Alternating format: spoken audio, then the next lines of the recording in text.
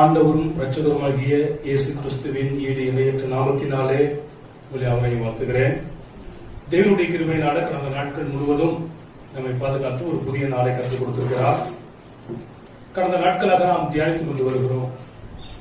வேதம் நமக்கு எப்படி பயன் தருகிறது, பாலாக நமக்கு பயன் தருகிறது, அப்பமாக நமக்கு பயன் தருகிறது, தேனாக நமக்கு பயன் தருகிறது, தண்ணீராக நமக்கு பயன் தருகிறது, தீபமாக பயன் தருகிறது, பொன்னாக நமக்கு பயன் தருகிறது என்பதை நம்ம பார்த்தோம்.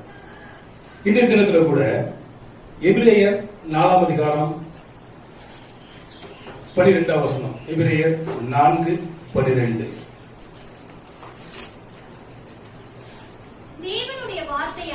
தேவனுடைய வார்த்தையானது ஜீவனும் வல்லமை உள்ளதாயும் இருபுறமும் கற்குள்ள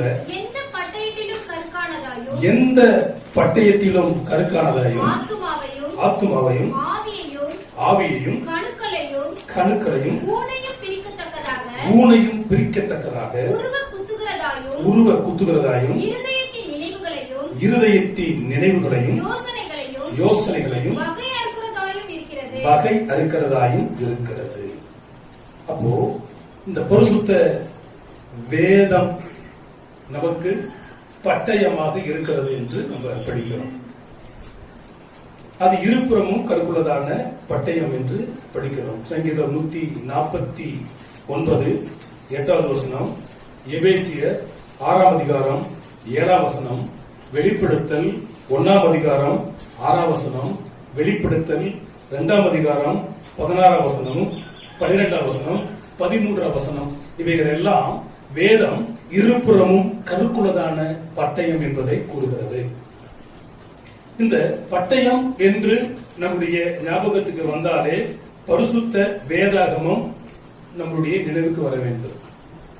இந்த பட்டயத்தை குறித்து பரிசுத்த வேதாகமத்தில் நியாயாதிபதிகளின் புத்தகத்தில் கிதியோன் என்பவனை பற்றி சில காரியங்களை நாம் தியானிப்போம். ஏனென்று சொன்னால், அவனை குறித்து பார்க்கும் பொழுது மக்கள் எல்லாரும் கிதியோனோடு கூட தேவன் இருந்தபடியினாலே கர்த்தரின் பட்டயம் கிதியோனின் பட்டயம் என்று ஆர்ப்பரித்தார்கள். என்னவென்று ஆர்ப்பரித்தார்கள்? கர்த்தரின் பட்டயம் கிதியோனின் பட்டயம் என்று ஆர்ப்பரித்தார்கள். அப்ப இந்த கிதியோனுடைய வாழ்க்கையில நடந்ததான சம்பவங்கள் என்ன என்பதை நாம் பார்க்க போகிறோம். இந்த கிதியோன் என்று பார்க்கும் பொழுது வெட்டுகிறவன் என்பது பொருள். பட்டயம்னா என்ன பண்ணும்? வெட்டும். கிதியோன் என்றால் வெட்டுகிறவன் என்பது பொருள். ஒரு சிலர் சொல்லுவாங்க, நீ வச்சுக்கிற கத்தி உரிச்ச வாழைப்பழத்தை கூட என்ன பண்ணாது, வெட்டாது. அப்போ இது பட்டயம் அப்படி சொல்ல முடியாது. பட்டயமா இருந்தா அது என்ன பண்ணணும்? வெட்டணும். சிலது என்ன இருக்கும், மழுங்கி போயிருக்கும். 2 பேரு காட்டுக்கு விறகு வெட்ட போனான். ஒருத்தர் பாத்தீங்கன்னா எப்ப பார்த்தாலும் விறகு கொஞ்சமா வருவான், இன்னொருத்தன் பார்த்தாலும் விறகு நிறைய கொண்டு வருவான். இந்த கொஞ்சமா வந்தவனுக்கு ஒரே எண்ணம், என்னோடு கூட அவனும் விறகு வெட்டுறான், அவன் ஓய்வெடுக்கிற நான் ஓய்வெடுக்கிற அவனும் ஓய்வெடுக்கிறான். ஆனா அவன் வரும்பொழுது விறகு நிறைய கொண்டு வரான், நான் கொண்டும்போது மட்டும் ஏன் விறகு மட்டும் இருக்குது, கொஞ்சமா இருக்குது. இது அவனுக்கு ரொம்ப மனசுக்கு வேதனையா இருந்துச்சு. சரி, இவன் என்னதான் பண்றான் அப்படின்னு பார்க்கும் பொழுது அதே போல என்ன பண்ணா, இவன் விறகு வெட்டும் போது அவனும் விறகு வெட்டினான், அவன் ஓய்வு எடுக்கிற போது இவனும் ஓய்வு எடுத்தான், அவன் வெட்ட போகும்பொழுது இவனும் வெட்டினான். ஆனா விறகு பார்த்தா எப்படி இருக்குது, இவனுக்கு கொஞ்சமா இருக்குது, இவனுக்கு அதிகமா இருக்கு. இதனுடைய ரகசியம் என்ன என்பதை அவன் கண்டுபிடிக்கும்படியாக மறுநாள் அதே போல காத்துக்கும் பொழுது இவன் வெட்டும் பொழுது அவனும் வெட்டினான், அவன் ரெஸ்ட் எடுக்கிற பொழுது இவனும் ரெஸ்ட் எடுத்தான். ஆனா அந்த ரெஸ்ட் எடுக்கிற போது கத்தியை தீட்டி கொண்டிருந்தான். அதிகமா விறகு உள்ளவன் என்ன பண்றான், கத்திய தீட்டிக்கிட்டு இருந்தான். இவன் என்ன பண்ணல, தீட்டாம இருந்தான். அப்போ இதுக்கு காரணம், அந்த ஓய்வு நேரத்துல இவன் ஓய்வு எடுக்காம எதை தீட்டிட்டு இருந்தான், பட்டயத்தை தீட்டினான். அப்ப பட்டயத்தை தீட்ட வேண்டியது ஒவ்வொரு மனுஷனுடைய அவசியம். ஆளும் வளரணும், அறிவும் வளரணும், அதுதான் வளர்ச்சி. அப்போ விறகு அதிகமாக வேண்டும் என்று சொன்னால் சில புத்திய தீட்டுவது அவசியம். ஆனா விறகு வெட்ட போன மாதிரி எதை திட்டணும்? பட்டயத்தை திட்டணும். பட்டயத்தை விட கூர்மையானது புத்தி. இந்த புத்தியை விட கூர்மையானது பரிசுத்த வேத வசனங்கள். இந்த பட்டயம் ஆளையும் வெட்டும், மரத்தையும் வெட்டும். அவ்வளவு சக்தி நிறைந்தது. ஆளை வெட்டு அப்படின்னு சொன்னா வெட்டி கொண்டு போட்டுறது கிடையாது. அவனுக்குள் உருவ போய் அவனை மாற்றத்தை அவனிடத்துல உண்டாக்கும். இவன் 5வது நியாயாதிபதிகளாய் காணப்பட்டான். யாரு? கிதியோன் 5வது நியாயாதிபதி. நியாயாதிபதிகள் 6ஆம் அதிகாரம் 15ஆம் வசனம் சொல்லுகிறது, இவன் மனாசே கோத்திரத்தான். என்ன கோத்திரம்? சிலர் கேட்பாங்க, உன் குலம் என்ன, உன் கோத்திரம் என்ன, உன் வம்சாவளி என்ன, உன்னுடைய சொந்த ஊர் என்ன? இப்படி கேட்கும் பொழுது நம்முடைய சமுதாயத்தில் இருக்கிற கதைகளில அவைகளை நம்ம சொல்ல முடியாது. அப்பா யாருன்னு சொல்ல முடியாது, அம்மா யாருன்னு சொல்ல முடியாது. ஒரு ஊர்ல ஒரு ராஜா இருந்தாரு, ஒரு ராஜாவுக்கு 9 பிள்ளைகள் இருந்தாங்க, 9 பிள்ளை உருப்படி இல்லாம போச்சு. இப்படிதான் கதை. ஆனா வேற அப்படி சொல்லுவதில்லை. அந்த ராஜானா யாரு, அவங்க அப்பா யாரு, அவங்க அம்மா யாரு, அண்ணன் யாரு, தம்பி யாரு, அவருடைய மனைவி யாரு, அவருடைய பிள்ளைகள் யாரு என்ற வரலாறை கொடுப்பதுதான் பரிசுத்த வேதாகமம். அப்போ இந்த கிதியோன் என்ன கோத்திரத்தான்? மனாசே கோத்திரத்தான். அவனுடைய அப்பா பேரு 29ஆம் வசனத்துல சொல்லப்படுகிறது யோவாஸ். அப்பா பேர் என்னது? யோவாஸ். இப்ப இந்த கிதியோன் அவருடைய வாழ்க்கையில் நடந்த சம்பவங்கள், சில காரியங்களை நாம் வாசிக்க போகிறோம். நியாயாதிபதிகள் 6வது அதிகாரத்தை நாம் திருப்பிக் கொள்வோம் என்றால் 1 to 11 வசனங்களை நாம் பார்க்கும் பொழுது இவன் செய்கிறதான ஒரு சம்பவம் சொல்லப்பட்டிருக்கிறது. அந்த காலத்திலே மீதியானியர்கள் இஸ்ரேலுடைய காணியாட்சிகளில் இருக்கிறதான எல்லா கோதுமைகளையும் அவர்கள் என்ன பண்ணுவார்கள்? எடுத்துட்டு போயிடுவான். வழிப்பறி கொள்ளையர்களாக இருக்கிறது மாத்திரமல்ல, இவர்கள் பகிரங்கமாக புகுந்து எல்லாத்தையும் எடுத்துக்கொண்டு போகக்கூடியவர்களாய், திருடர்களாய் காணப்பட்டார்கள். அந்த சூழ்நிலைகளில அவருடைய கைக்கு இவைகளெல்லாம் தப்புவிக்கும்படியாய் வேக வேகமாய் போராடித்துக் கொண்டிருக்கிறான் கிதியோன். எப்படியாகிலும் போராட வேண்டும், எப்படியாகிலும் வாழ்க்கையில் முன்னேற வேண்டும், எப்படியாகிலும் வெற்றி பெற வேண்டும் என்பதற்காக அவர்கள் வருவதற்கு முன்பதாக கேட்டா, அப்பா காக்கா கத்துனா சொந்தக்காரங்க வருவாங்கன்னு சொன்னாங்களேப்பா, காக்கா கத்துதுப்பா, வந்ததான சொந்தம் எப்படா போவாங்க, எப்பப்பா போவாங்கன்னு கேட்டா அவங்க அப்பா பதில் சொன்னாரு, காக்கா கத்துனா சொந்தக்காரங்க வருவாங்கப்பா, உங்க அம்மா கத்தா போயிடுவாங்க. காக்கா கத்துனா வருவாங்க, உங்க அம்மா கத்துனா போயிடுவாங்க. எவ்வளவு சிம்பிளா சொல்றாங்க. இப்போ வாழ்க்கையில எப்படியா, ஐயோ அவன் வந்துருவானே, வந்துட்டானே, எல்லாத்தையும் எடுத்துக்கொண்டு போயிடுவானே, அவன் வருவதற்கு முன்பதாக எப்படியாகிலும் நம்ம பிரயாசப்பட்டதை கொண்டு போய் களஞ்சியத்தில் என்ன பண்ணணும், சேர்த்து வைக்கணும் என்று சொல்லி முயற்சி செய்தவன் தான் இந்த கிதியோன். முயற்சி திருவினையாக்கும், முயற்சியுடையோ இகழ்ச்சி அடையா. ஏற்கனவே உங்களுக்கு நான் சொல்லியிருக்கிறேன், பயிற்சி, முயற்சி, வளர்ச்சி. பயிற்சி, முயற்சி, வளர்ச்சி. அப்ப இந்த வெற்றி பெற வேண்டுமானால் 6ஆம் அதிகாரத்தில் 1 to 11 வசனங்களை நாம் வாசிக்கிறதான வேளைகளிலே இவனுடைய முயற்சியை பற்றி அந்த இடத்துல சொல்லப்பட்டிருக்கிறது. அதை 12வது வசனத்தை நாம் வாசிக்கும் பொழுது, இப்படி போராடித்துக் கொண்டிருந்ததான அந்த கிதியோன் இடத்திலே கர்த்தருடைய தூதனானவர் தரிசனமாகிறார். 12வது வசனம், கர்த்தருடைய தூதன். இந்த இடத்துல கொஞ்சம் நீங்க நிறுத்த வேண்டும். ஏன் நிறுத்த வேண்டும் என்று சொன்னால், சில இடங்களிலே கர்த்தருடைய தூதன் என்று சொல்லப்பட்டிருக்கும், சில இடங்களிலே தூதனானவர் என்று சொல்லப்பட்டிருக்கும். தூதன் என்று சொல்லும் பொழுது எல்லா ஏஞ்சல்ஸை குறிக்கும், தூதனானவர் என்று சொல்லப்படும் பொழுது கர்த்தராகிய இயேசு கிறிஸ்துவை குறிக்கும். இப்ப இந்த இடத்திலே தூதனானவர் என்று சொல்லும் பொழுது அந்த இடத்துல கர்த்தராகிய இயேசு கிறிஸ்துவை குறிக்கிறது. கர்த்தருடைய தூதனானவர் அவனுக்கு தரிசனமாகி, இங்கே கர்த்தருடைய தூதனானவரின் தரிசனத்தை பெற்றவன் தான் இந்த கிதியோன். அல்லேலூயா. 1, இவன் வாழ்க்கையில முயற்சி செய்தவன். 2வது, தேவ தூதனானவருடைய இயேசு கிறிஸ்துவுடைய தரிசனத்தை பெற்றவன் இந்த கிதியோன். மூன்றாவதாக அதே வசனம் சொல்கிறது, கர்த்தருடைய தூதனானவர் அவனை பார்த்து பராக்கிரமசாலியே என்று அழைக்கிறார். இவன் ஒரு பராக்கிரமம் உள்ளவனாக இருந்தானோ இல்லையோ, மீதியானருக்கு பயந்து போய் சீக்கிரமா நம்முடைய பொருள்களை எல்லாம் காப்பாற்று என்று முயற்சி செய்தவனை தோளில தட்டி பராக்கிரமசாலியே என்று கூப்பிடும் பொழுது அவன் ஒரு கோழையாக இருந்தாலும் வீரனாய் மாறிவிடுவான். சில வீரர்களை கோழைகளாக சில பெண்கள் மாற்றி விடுகிறார்கள். சில பெண்கள் கோழைகளை வீரனாக மாற்றுகிறார்கள். சிலர் தனது வாழ்க்கையில அரசனை அடிமையாக்கி அடிமைக்கு மனைவியாய் வாழ்கிறார்கள். சிலர் அடிமைகளை அரசனாக்கி அரசனுக்கு மனைவியாய் வாழ்கிறார்கள். இங்கே இவரை பார்க்கும் பொழுது கர்த்தருடைய தூதனார் சொன்னார், பராக்கிரமசாலியே. அல்லேலூயா, அல்லேலூயா. வாழ்க்கையிலே ஒரு மனிதன், ஒரு ஆண் மகன் என்று சொன்னால் வீர உள்ளவனாய் காணப்பட வேண்டும்.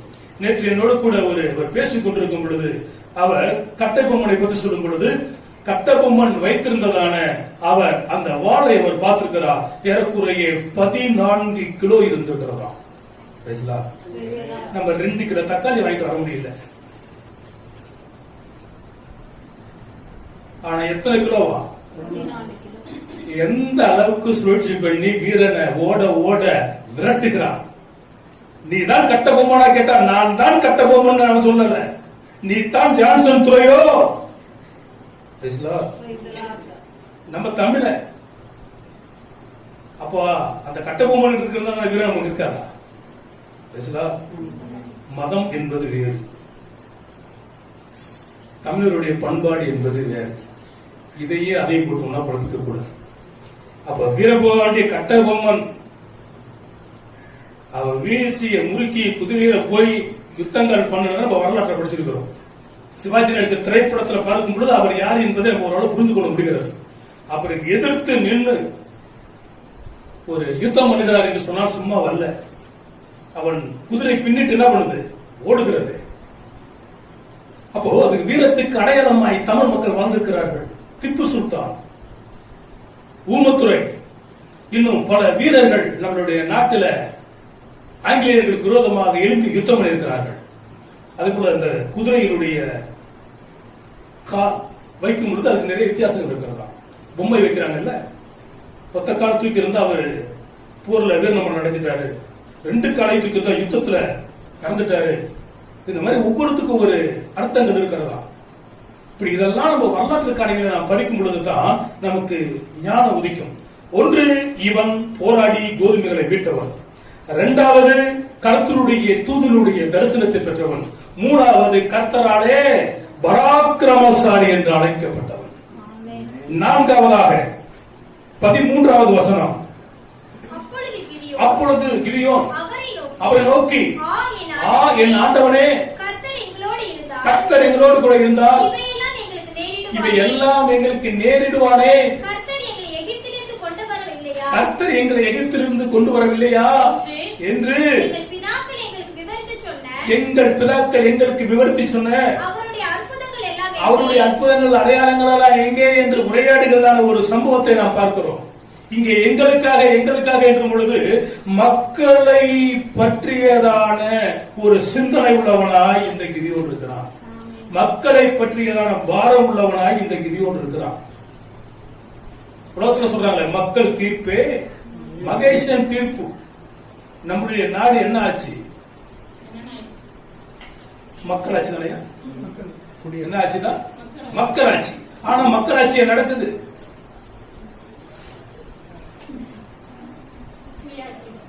ஆனா வசனம் கொடுக்கிறது, அவன் மக்களை பத்தி சிந்திக்கிறவன். ஆண்டவர் எங்களோடு கூட இருந்தா நாங்க ஏன் இப்படி வாழ்றோம், ஏன் அங்க பயந்து போய் வாழ்கிறோம், ஏன் நடுங்கி கொண்டு வாழ்கிறோம் என்று சொல்லி அவன் மக்களை பற்றி தான் பாரம் உள்ளவனாக இருந்தான். 5வதாக 14வது வசனத்தை வாசிப்போம். அப்பொழுது கர்த்தர் அவனை நோக்கி பார்த்து உனக்கு இருக்கிற இந்த பலத்தோட போ. Praise the Lord. Hallelujah, hallelujah. என்ன சொல்றாரு? உனக்கு இருக்கிற பலத்தோட போ. வேதம் கொடுக்கிறது வீரனும் தன்னை பலவான் என்று சொல்ல கடவன். சில குதிரைகளை குறித்தும் ரதங்களை குறித்து மேன்மை பாராட்டுகிறார்கள். நாங்களோ இந்த தேவனாகிய கர்த்தரை குறித்து மேன்மை பாராட்டுகிறோம். அப்ப இந்த கிதியோனை பார்த்து பராக்கிரமசாலி என்று சொன்னது மாத்திரமல்ல, என்ன சொன்னாரா? உனக்கு இருக்கிற இந்த பலத்தோடு கூட போ, நீ இஸ்ரவேலை மீதியானியரின் கைக்கு நீங்களாக்கி ரட்சிப்பாய். உனக்கு இருக்கிற பலத்தோடு நீ போ, நீ என்ன பண்ணுவ? இஸ்ரவேலரை மீதியானியருடைய கைகளிலிருந்து நீ என்ன பண்ணுவா? ரட்சிப்பாய். இத எப்ப சொல்றான்னு கேட்டா, அவன் சொல்றான், நான் மனசை கோத்திரத்தான். ரொம்ப தன்னை தாழ்த்துக்கிறான். என்ன கொண்டு என்ன செய்ய முடியும்? அப்பதான் சொல்றாரு, உனக்கு இருக்கிற பலத்தோடு போ. ஆமென்.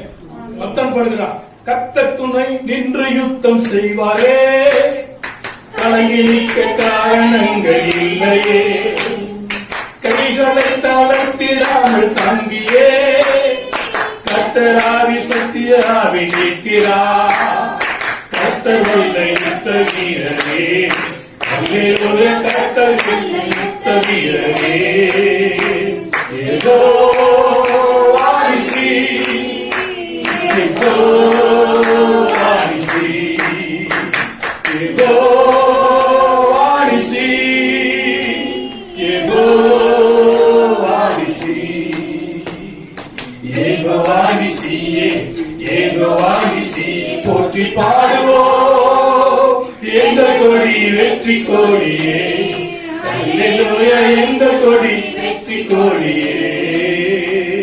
இங்கே பராக்கிரமசாலியே என்று கர்த்தர் சொல்வது மாத்திரமல்ல, உனக்கு இருக்கிற இந்த பலத்தோடு கூட நீ போ என்று ஆண்டவர் சொல்றார். 16 வசனம். அதற்கு கர்த்தர், நான் உன்னோடு கூட இருப்பேன், ஒரே மனுஷரை முறியடிப்பது போல மீதியானியரை முறியடிப்பார். பயப்படாதப்பா, உனக்கு இருக்கிற பலத்தோடு கூட நீ போ. அவ சொல்ற, அங்க பெரிய யுத்த வீரர்கள் பெரிய சேனைகள் இருக்கிறாங்களே, யார் இருந்தா நமக்கு என்ன? உலக சொல்றான், இப்படை தோற்கின் எப்படை வெல்லுன்னு கேட்கிறான். ஆண்டவர் சொல்றாரு, நீ போ, கர்த்தர் நான் உன்னோடு கூட இருப்பேன். ஏன்னா இருந்தவரும் அவர் தான், இருக்கிறவரும் அவர் தான், இருக்க போகிறவர் அவர் தான். அதனால்தான் நேற்றும் இன்றும் என்றும் மாறாத தேவன். அப்போ கர்த்தர் சொல்றாரு, நீ ஜெயமெடுப்பாய் என்று சொன்ன உடனே ஒரே மனுஷனை முறியடிக்கிறதுக்கு முன்னாடி யார் முறியடிப்பாய்? மீதியானரை முறியடிப்பாய் என்று சொல்லும் பொழுது, இவன் 6ஆம் அதிகாரத்துல 17 19 வசனமும் 19 22 வசனங்களையும் நீங்கள் வாசித்தா ஒரு சம்பவம் சொல்லப்பட்டிருக்கிறது. அதை குறிப்பா 17வது வசனத்தை நான் வாசிப்போம். அப்பொழுது அவன் உம்முடைய கண்களில் இப்பொழுதும் எனக்கு தயவு கிடைத்ததானால் என்னோடு பேசுகிறவர் தேவரீர் தான் என்று இப்போ ஆண்டவர் என்ன கேட்கிறான்? அடையாளம். தேவனிடத்தில் அடையாளத்தை கேட்டவன் தான் இந்த கிதியோன். ஏசாயா சொல்லுகிறார், இஸ்ரவேலிலே நீங்கள் அற்புதங்களாகவும் அடையாளங்களாகவும் இருக்கிறீர்கள். அந்த ஜனங்கள் எல்லாம் கேட்கும் பொழுது, யோனாவுடைய அடையாளமே அல்லாமல் உனக்கு ஒரு வேறு எந்த அடையாளமும் இல்லை என்று ஆண்டவர் சொன்னார். தேவனிடத்திலே பேசுகிறவர் நீர்தானா? பேதுரு கேட்கிறாங்க, நீரே ஆனால் நான் கடலின் மேல் நடந்து வருவதற்கு எனக்கு அருள் செய்ய வேண்டும், நான் தான் வா என்றான். உடனே அவன் என்ன பண்ணினான்? விசுவாசித்து நடந்து போனான். இவன் ஒரு அடையாளத்தை கேட்கிறான். ஆண்டவரே நீரே ஆனால் எனக்கு ஒரு அடையாளத்தை காட்ட வேண்டும் என்று கேட்கும் பொழுது, வாசிங்க. நான் உம்மிடத்திற்கு என் காணிக்கையை கொண்டு வந்து உமக்கு முன்பாக வைக்கும் அளவும் இவ்விடம் விட்டு போகாது போகக்கூடாது சொல்றான். அதற்கு அவர், நீ திரும்பி வரும் மட்டும் நான் இருப்பேன். ஒரு சிலர் சொல்றாங்க, எப்பா நீ இரு, நான் போயிட்டு வந்துடுறேன். அவன் போனானா இல்லையே, இவன் போயிடுவான். ஆனா ஆண்டவர் சொல்றாரு, நீ போயிட்டு வர்ற வரை நான் இருப்பேன். அவன் என்ன பண்றான்? போயிட்டு ஆண்டவருக்கு காணிக்கைகளை கொண்டு வந்து, அப்பத்தை கொண்டு வந்து அப்படியே வைக்கும் பொழுது, வாசிங்க. உடனே கிதியோன் உள்ளே போய் ஒரு வெள்ளாட்டுக்குட்டியையும் ஒரு வெள்ளாட்டுக்குட்டியையும் ஒரு மரக்கால் மாவிலே புளிப்பில்லாத அப்பங்களையும் ஆயத்தப்படுத்தி இறைச்சியை ஒரு கூடையில் வைத்து ஆணத்தை ஒரு கிண்ணத்தில் வார்த்து அதை வெளியே கர்வாலி மரத்தின் கீழ் இருக்கிற அவரிடத்தில் கொண்டு வந்து வைத்த பொழுது ஆண்டவர் சொல்றாரு, கொஞ்சம் என்ன பண்ணு, ஆணத்தை என்ன பண்ணு ஊத்து அப்படின்னு சொல்லும் பொழுது படிங்க. கர்த்தருடைய தூதனானவர் ஆணத்தை ஒரு கிண்ணத்தில் வார்த்து அதை வெளியே கர்வாலி மரத்தின் கீழ் இருக்கிற அவரிடத்தில் கொண்டு வைத்தான். அப்பொழுது தேவனுடைய தூதனானவர் அவனை நோக்கி நீ இறைச்சியையும் புளிப்பில்லாத அப்பங்களையும் எடுத்து இந்த கற்பாறையின் மேல் வைத்து ஆணத்தை ஊற்று என்றார். அவன் அப்படியே செய்தான். படிங்க. அப்பொழுது கர்த்தருடைய தூதனானவர் தமது கையில் இருந்த கோலின் நுனியை நீட்டி இறைச்சியையும் புளிப்பில்லாத அப்பங்களையும் தொட்டார். அப்பொழுது அக்கினி கற்பாறையில் இருந்து எழும்பி இறைச்சியையும் புளிப்பில்லாத அப்பங்களையும் பட்சித்தது. கர்த்தருடைய தூதனானவர் மறைந்து போனார். இதே போல ஒரு சம்பவங்களை நீங்க பார்க்கும் பொழுது எலியா என்பவன் பாகாலினுடைய தீர்க்கதரிசிகளை எல்லாம் கூப்பிட்டு, நீங்க என்ன பண்ணுங்க, பலிபீடங்களை கட்டுங்க, காளைகளை வெட்டுங்க, கடவுளை நோக்கி கூப்பிடுங்க, அக்கினியினால பதிலளிக்கிற தேவன் என்று சொல்லும் பொழுது அவர்கள் காளையிலிருந்து அந்தி சாயும் வரையிலும் கூப்பிட்டாங்க. எந்த பதிலும் கிடைக்கல. அப்பொழுது எலியா பலிபீடங்களை செப்பனிட்டு விறகுகள் எல்லாம் அடுக்கி கர்த்தரை நோக்கி கூப்பிடும் பொழுது வானத்திலிருந்து அக்கினி இறங்கினது. அப்பொழுதுதான் பாடினார்கள், கர்த்தரே தேவன்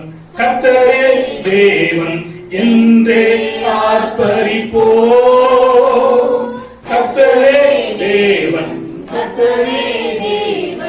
என்றே ஆர்ப்பரிப்போ. எலியாவின் தேவன் நம் தேவன், வல்லமையின் தேவன் நம் தேவன், தாசர்களின் ஜெபம் கேட்பா, வல்லவெரும் காரியம் செய்திடுவார். கர்த்தரே தேவன் என்றே ஆர்ப்பரிப்போ. போயிட்டு திரும்பி வருவரையிலும் கர்த்தர் இருந்தார். அல்லேலூயா, அல்லேலூயா. அதற்கடுத்து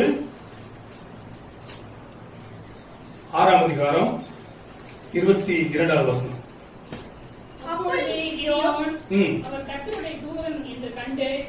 அவர் கர்த்தருடைய தூதன் என்று கண்டு, ஐயோ கர்த்தராகிய ஆண்டவரே, நான் கர்த்தருடைய தூதனை முகமுகமாய் கண்டேனே. அப்போ கர்த்தருடைய தூதனை முகமுகமாய் கண்டவன் தான் இந்த கிதியோன். இதை குறித்து ஏசாயா அவர் சொல்லும் பொழுது, ஐயோ நான் அதமானே, அக்கினி அவன் குரடுகள்ல அக்கினியை பிடிச்சு தொட்டும் பொழுது இது நிமித்தமாய் என்ன சுத்தமானாய். அப்ப கர்த்தருடைய தூதனானவரை இவன் முகமுகமாய் கண்டவன் தான் இந்த கிதியோன். 10வது பாயிண்ட் சொல்றேன், கர்த்தருடைய தூதனை முகமுகமாய் கண்டவன் இந்த கிதியோன். 23வது வசனம். அதற்கு கர்த்தர் உனக்கு சமாதானம், பயப்படாதே, நீ சாவதில்லை என்று சொன்னார். யோவான் கூட கர்த்தருடைய தூதனை பார்த்தவன் காலையில விடுறான். விடும் பொழுது, நானும் உன்னை போல ஒரு பணிவிடக்காரன் தான், உன்னை போல ஒரு வேலைக்காரன் தான், நீ ஏன்பா என் காலில் விடுகிற, எல்லா துதிக்கும் கணத்துக்கும் மகிமைக்கு பார்க்கிறார் அவர் ஒருவரு. இப்போ கர்த்தருடைய தூதனானவனை கண்டான். அது மாத்திரமல்ல, இவன் புலம்புகிறான், ஐயோ நான் பார்த்துட்டேனே. சிம்சனுடைய அப்பா அம்மா கூட நீங்க பார்க்கும் பொழுது, அவருடைய மனைவி கிட்ட சொல்லும் பொழுது, உங்களுடைய நாமம் என்னன்னு கேட்டா அது அதிசயம். அது என்னவா அதிசயம் அப்படி சொல்லிட்டு அவங்க. இங்கே இவன் நேருக்கு நேராக பார்க்கும் பொழுது, புலம்பும் பொழுது, கர்த்தர் அவனை பார்த்து சொல்றார், உனக்கு சமாதானம், நீ பயப்படாதே, நீ சாவதில்லை. சொல்லுங்க, நீ பயப்படாதே, நீ சாவதில்லை, உனக்கு சமாதானம். ஒவ்வொரு மனுஷனும் சமாதானமா இருக்கணும், எதுக்கும் பயப்படக்கூடாது. இன்னும் ஒரு நம்பிக்கை, நான் இப்ப சாக மாட்டேன். அல்லேலூயா. இப்ப யாரா சாக விரும்புறீங்களா? இல்ல. டால்மியா கொடுத்த கேட்கும்போது 4 பேர் கை தூக்குனாங்க. பாடைக்கு சொல்லிட்டுமான்னு கேட்டேன். பாடைக்கு சொல்லிட்டுமா அப்படின்னு. ஐயோ வேண்டாம். அப்போ எல்லாருக்குமே பாருங்க, வாழத்தான் ஆசைப்படுகிறேன் அப்படி பண்ணாரா? எல்லாம் பாருங்க, நான் பாடுறேன். வாழத்தான் ஆசைப்படுகிறேன், என்ன வாழவையும் அன்பு நேசரே. ஏன் வாழக்கூடாதா? 16 பெற்று பெருவாழும் வாழும் ஏன் வாழ்த்துறாங்க? ஆண்டவர் சொல்றார், இது என்ன பார்த்து சொல்றாரு, நீ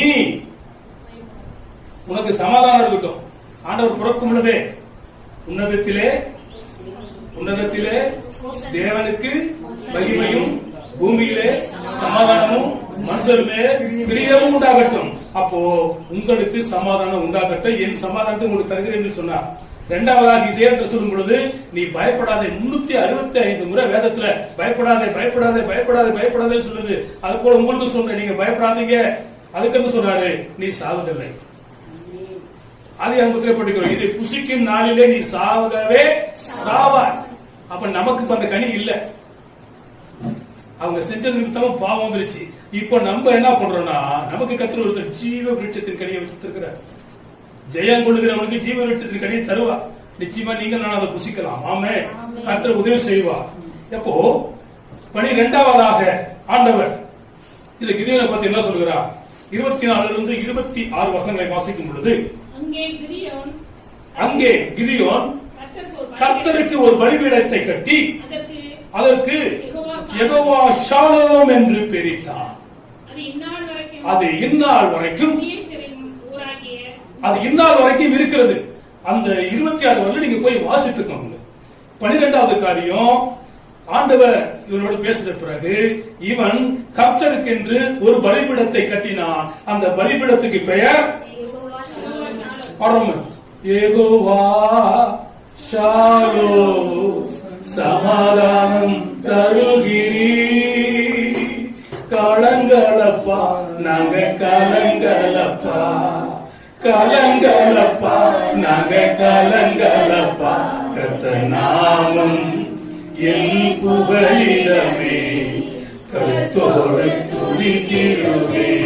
ஆபிரகாம் போன இடங்களெல்லாம் கர்த்தருக்கு பலிபீடத்தை கட்டி கர்த்தரை தொழுது கொண்டான். அதே போல கிதியோன் கர்த்தருக்கு ஒரு பலிபீடம் கட்டி அதற்கு யெகோவா ஷாலோம் என்று பெயரிட்டார். ஷாலோம் என்றாலே சமாதானம் என்பது பொருள். எனவே உங்களுக்கு வந்திருக்கிற ஒவ்வொருவருக்கும் தேவன் சமாதானம் தரணும். சங்கீதம் 29:11 படிக்கும் பொழுது, கர்த்தர் தமக்கு பலனை கொடுத்து சமாதானம் அருளி அவர்களை ஆசீர்வதிக்கிறார் என்று நம்ம படிக்கிறோம். உங்களுக்கு சமாதானம் பெருக வேண்டும். அதற்கு அடுத்து 25ஆம் வசனத்திலிருந்து 31 வசனங்கள். அவன் கர்த்தர் பேசின பிறகு கர்த்தர் அவன் சொல்றாரு, நீ போய் அந்த 25ஆம் வசனத்தை படிங்க. அன்று ராத்திரியிலே கர்த்தர் அவனை நோக்கி நீ உன் தகப்பனுக்கு இருக்கிற காளைகளில் 7 வயதான 2ஆம் காளையை 7 வயதில் உள்ள 2ஆம் காளையை கொண்டு போய் உன் தகப்பனுக்கு இருக்கிற பாகாலின் பலிபீடத்தை தகர்த்து, பலிபீடங்களை எல்லாம் தகர்த்து அதன் அருகே இருக்கிற தோப்புகளை வெட்டி போடு என்றார். இந்த சம்பவம் 31ஆம் வசனம் வரை இருக்கிறது. அப்ப கர்த்தருடைய சத்தத்தை கேட்ட இந்த கிதியோன், கர்த்தருடைய தரிசனத்தை கேட்டதான இந்த கிதியோன் அங்கே போய் கர்த்தருக்கு என்று ஒரு பலிபீடத்தை கட்டி பாகாலுடைய பலிபீடங்கள் எல்லாம் உடைத்து நொறுக்கினார். அவருடைய தோப்புகளை எல்லாம் அழித்து போட்டான், எல்லாவற்றையும் நிர்மலமாக்கி போட்டான். அல்லேலூயா. 13வது கர்த்தருக்கு பலிபீடங்களை கட்டி பாகாலின் பலிபீடங்களை தவிர்த்து பாகாலனுடைய எல்லா தோப்புகளையும் வெட்டி போட்டவன் தான் இந்த கிதியோன். 14வது 27வது வசனம் சொல்லுகிறது, அப்பொழுது கிதியோன் 27வது வசனம், அப்பொழுது கிதியோன் தன் வேலையாட்களில் 10 பேரை சேர்த்து கர்த்தர் தனக்கு சொன்னபடியே செய்தான். நோவா கர்த்தர் சொன்னபடியே செய்தான். என்ன செஞ்சான்? வேலையை செஞ்சான். மோசே கர்த்தர் சொன்னபடியே செஞ்சான். என்னதை செஞ்சான்? ஆசரிப்பு கூடாரம். சாலமோன் கர்த்தர் சொன்னபடியே செஞ்சான். என்னது? தேவனுடைய ஆலயம். இவன் கர்த்தர் சொன்னபடியே செஞ்சான். என்னத்தை செஞ்சான்? கர்த்தருக்கு பலிபீடங்களை கட்டினான், பாகாலின் விக்கிரகங்களை உடைத்தான், தோப்புகளை எல்லாம் அழைத்து போட்டான். பலிபீடம் என்பது என்னன்னு கேட்டீங்கன்னா, கர்த்தருக்கு பலி செலுத்துகிறதான இடம் மாத்திரமல்ல, தேவனை சந்திக்கிற இடம் தான் பலிபீடம். அல்லேலூயா, அல்லேலூயா. அதற்கு அடுத்து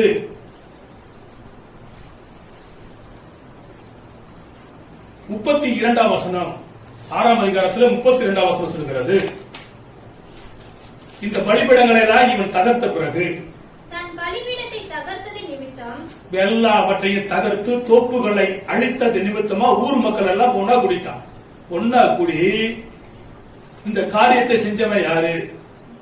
பாகலுடைய பலிபீடங்களை இடிச்சவன் யாரு? தோப்புகள் எல்லாம் வெட்டி போட்டவன் யாருன்னு பார்க்கும் பொழுது எல்லாருக்கும் தெரிஞ்சு போச்சு, இவன் கிதியோன். இப்போ 27 வரையில நம்ம வாசித்திருக்கிறோம். இதுல அதான் வாசிக்க போறீங்களா? வாசித்தாச்சு. 32வது வசனம், பலிபீடத்தை தகர்த்த நிமித்தம் பாகால் அவனோடு வழக்காடட்டும் என்று சொல்லி அந்நாளிலே அவனுக்கு எருபாகால் என்று பெயரிட்டான். யாரு? அவங்க அப்பா பேர் என்ன சொன்ன? யோவாஸ். இப்ப எல்லாரும் பிரச்சனை பண்ணிட்டான். உன் பையன் இந்த மாதிரி பண்ணிட்டான், உன் பையன் பண்றதான அக்கிரமம் ஊர்ல என்ன பண்ண முடியல, தாங்க முடியல, எங்க தெய்வத்தெல்லாம் போட்டு உடைச்சிட்டான், தோப்பெல்லாம் என்ன பண்ணிட்டான், அழிச்சிட்டான், நெருப்பு வச்சு கொளுத்திட்டான். இதுக்கு உன் பையன் என்ன பண்ணணும்? சாகணும். அவன் அப்பா சொல்றாரு, டேய் அது கடவுள்னா அது என் பையனோட என்ன பண்ணு நேருக்கு நேரம் மோத சொல்றான். ரைசரா எவ்வளவு தில்லுள்ளதா இருப்பாங்க பாருங்க. அல்லேலூயா, அல்லேலூயா. உங்க அப்பா எப்படியாப்பட்ட ஆளா இருக்கணும்? மோத சொல்லு, பாகாலாம் மோத சொல்லு, கிதியோட்ட மோத சொல்லு. அப்பதான் பேரிடுறான், இனி உன் பேர் கிதியோனு கிடையாது, எருப்பாகால். அல்லேலூயா. அது எல்லாத்தையும் ஒழிச்சு நிர்மூலமாக்கினபடினாலே இவருடைய பெயர். இப்ப நீங்க யோசிக்கணும், எத்தனாவது நியாயாதிபதி? என்ன கோத்திரத்தான்? அப்பா பேர் என்ன? இவருடைய மறுபெயர் என்ன? இதை மறக்கவே கூடாது. அது வேற, இது மிக முக்கியமானது. அவருடைய மறுபெயர் எருபாகால். அந்த 34வது வசனத்தை வாசிங்கள். அப்பொழுது கர்த்தருடைய ஆவியானவர் கிதியோன் மேல் இறங்கினார். அல்லேலூயா. ஒவ்வொருவரும் மேலும் கர்த்தருடைய ஆவியானவர் இறங்க வேண்டும்.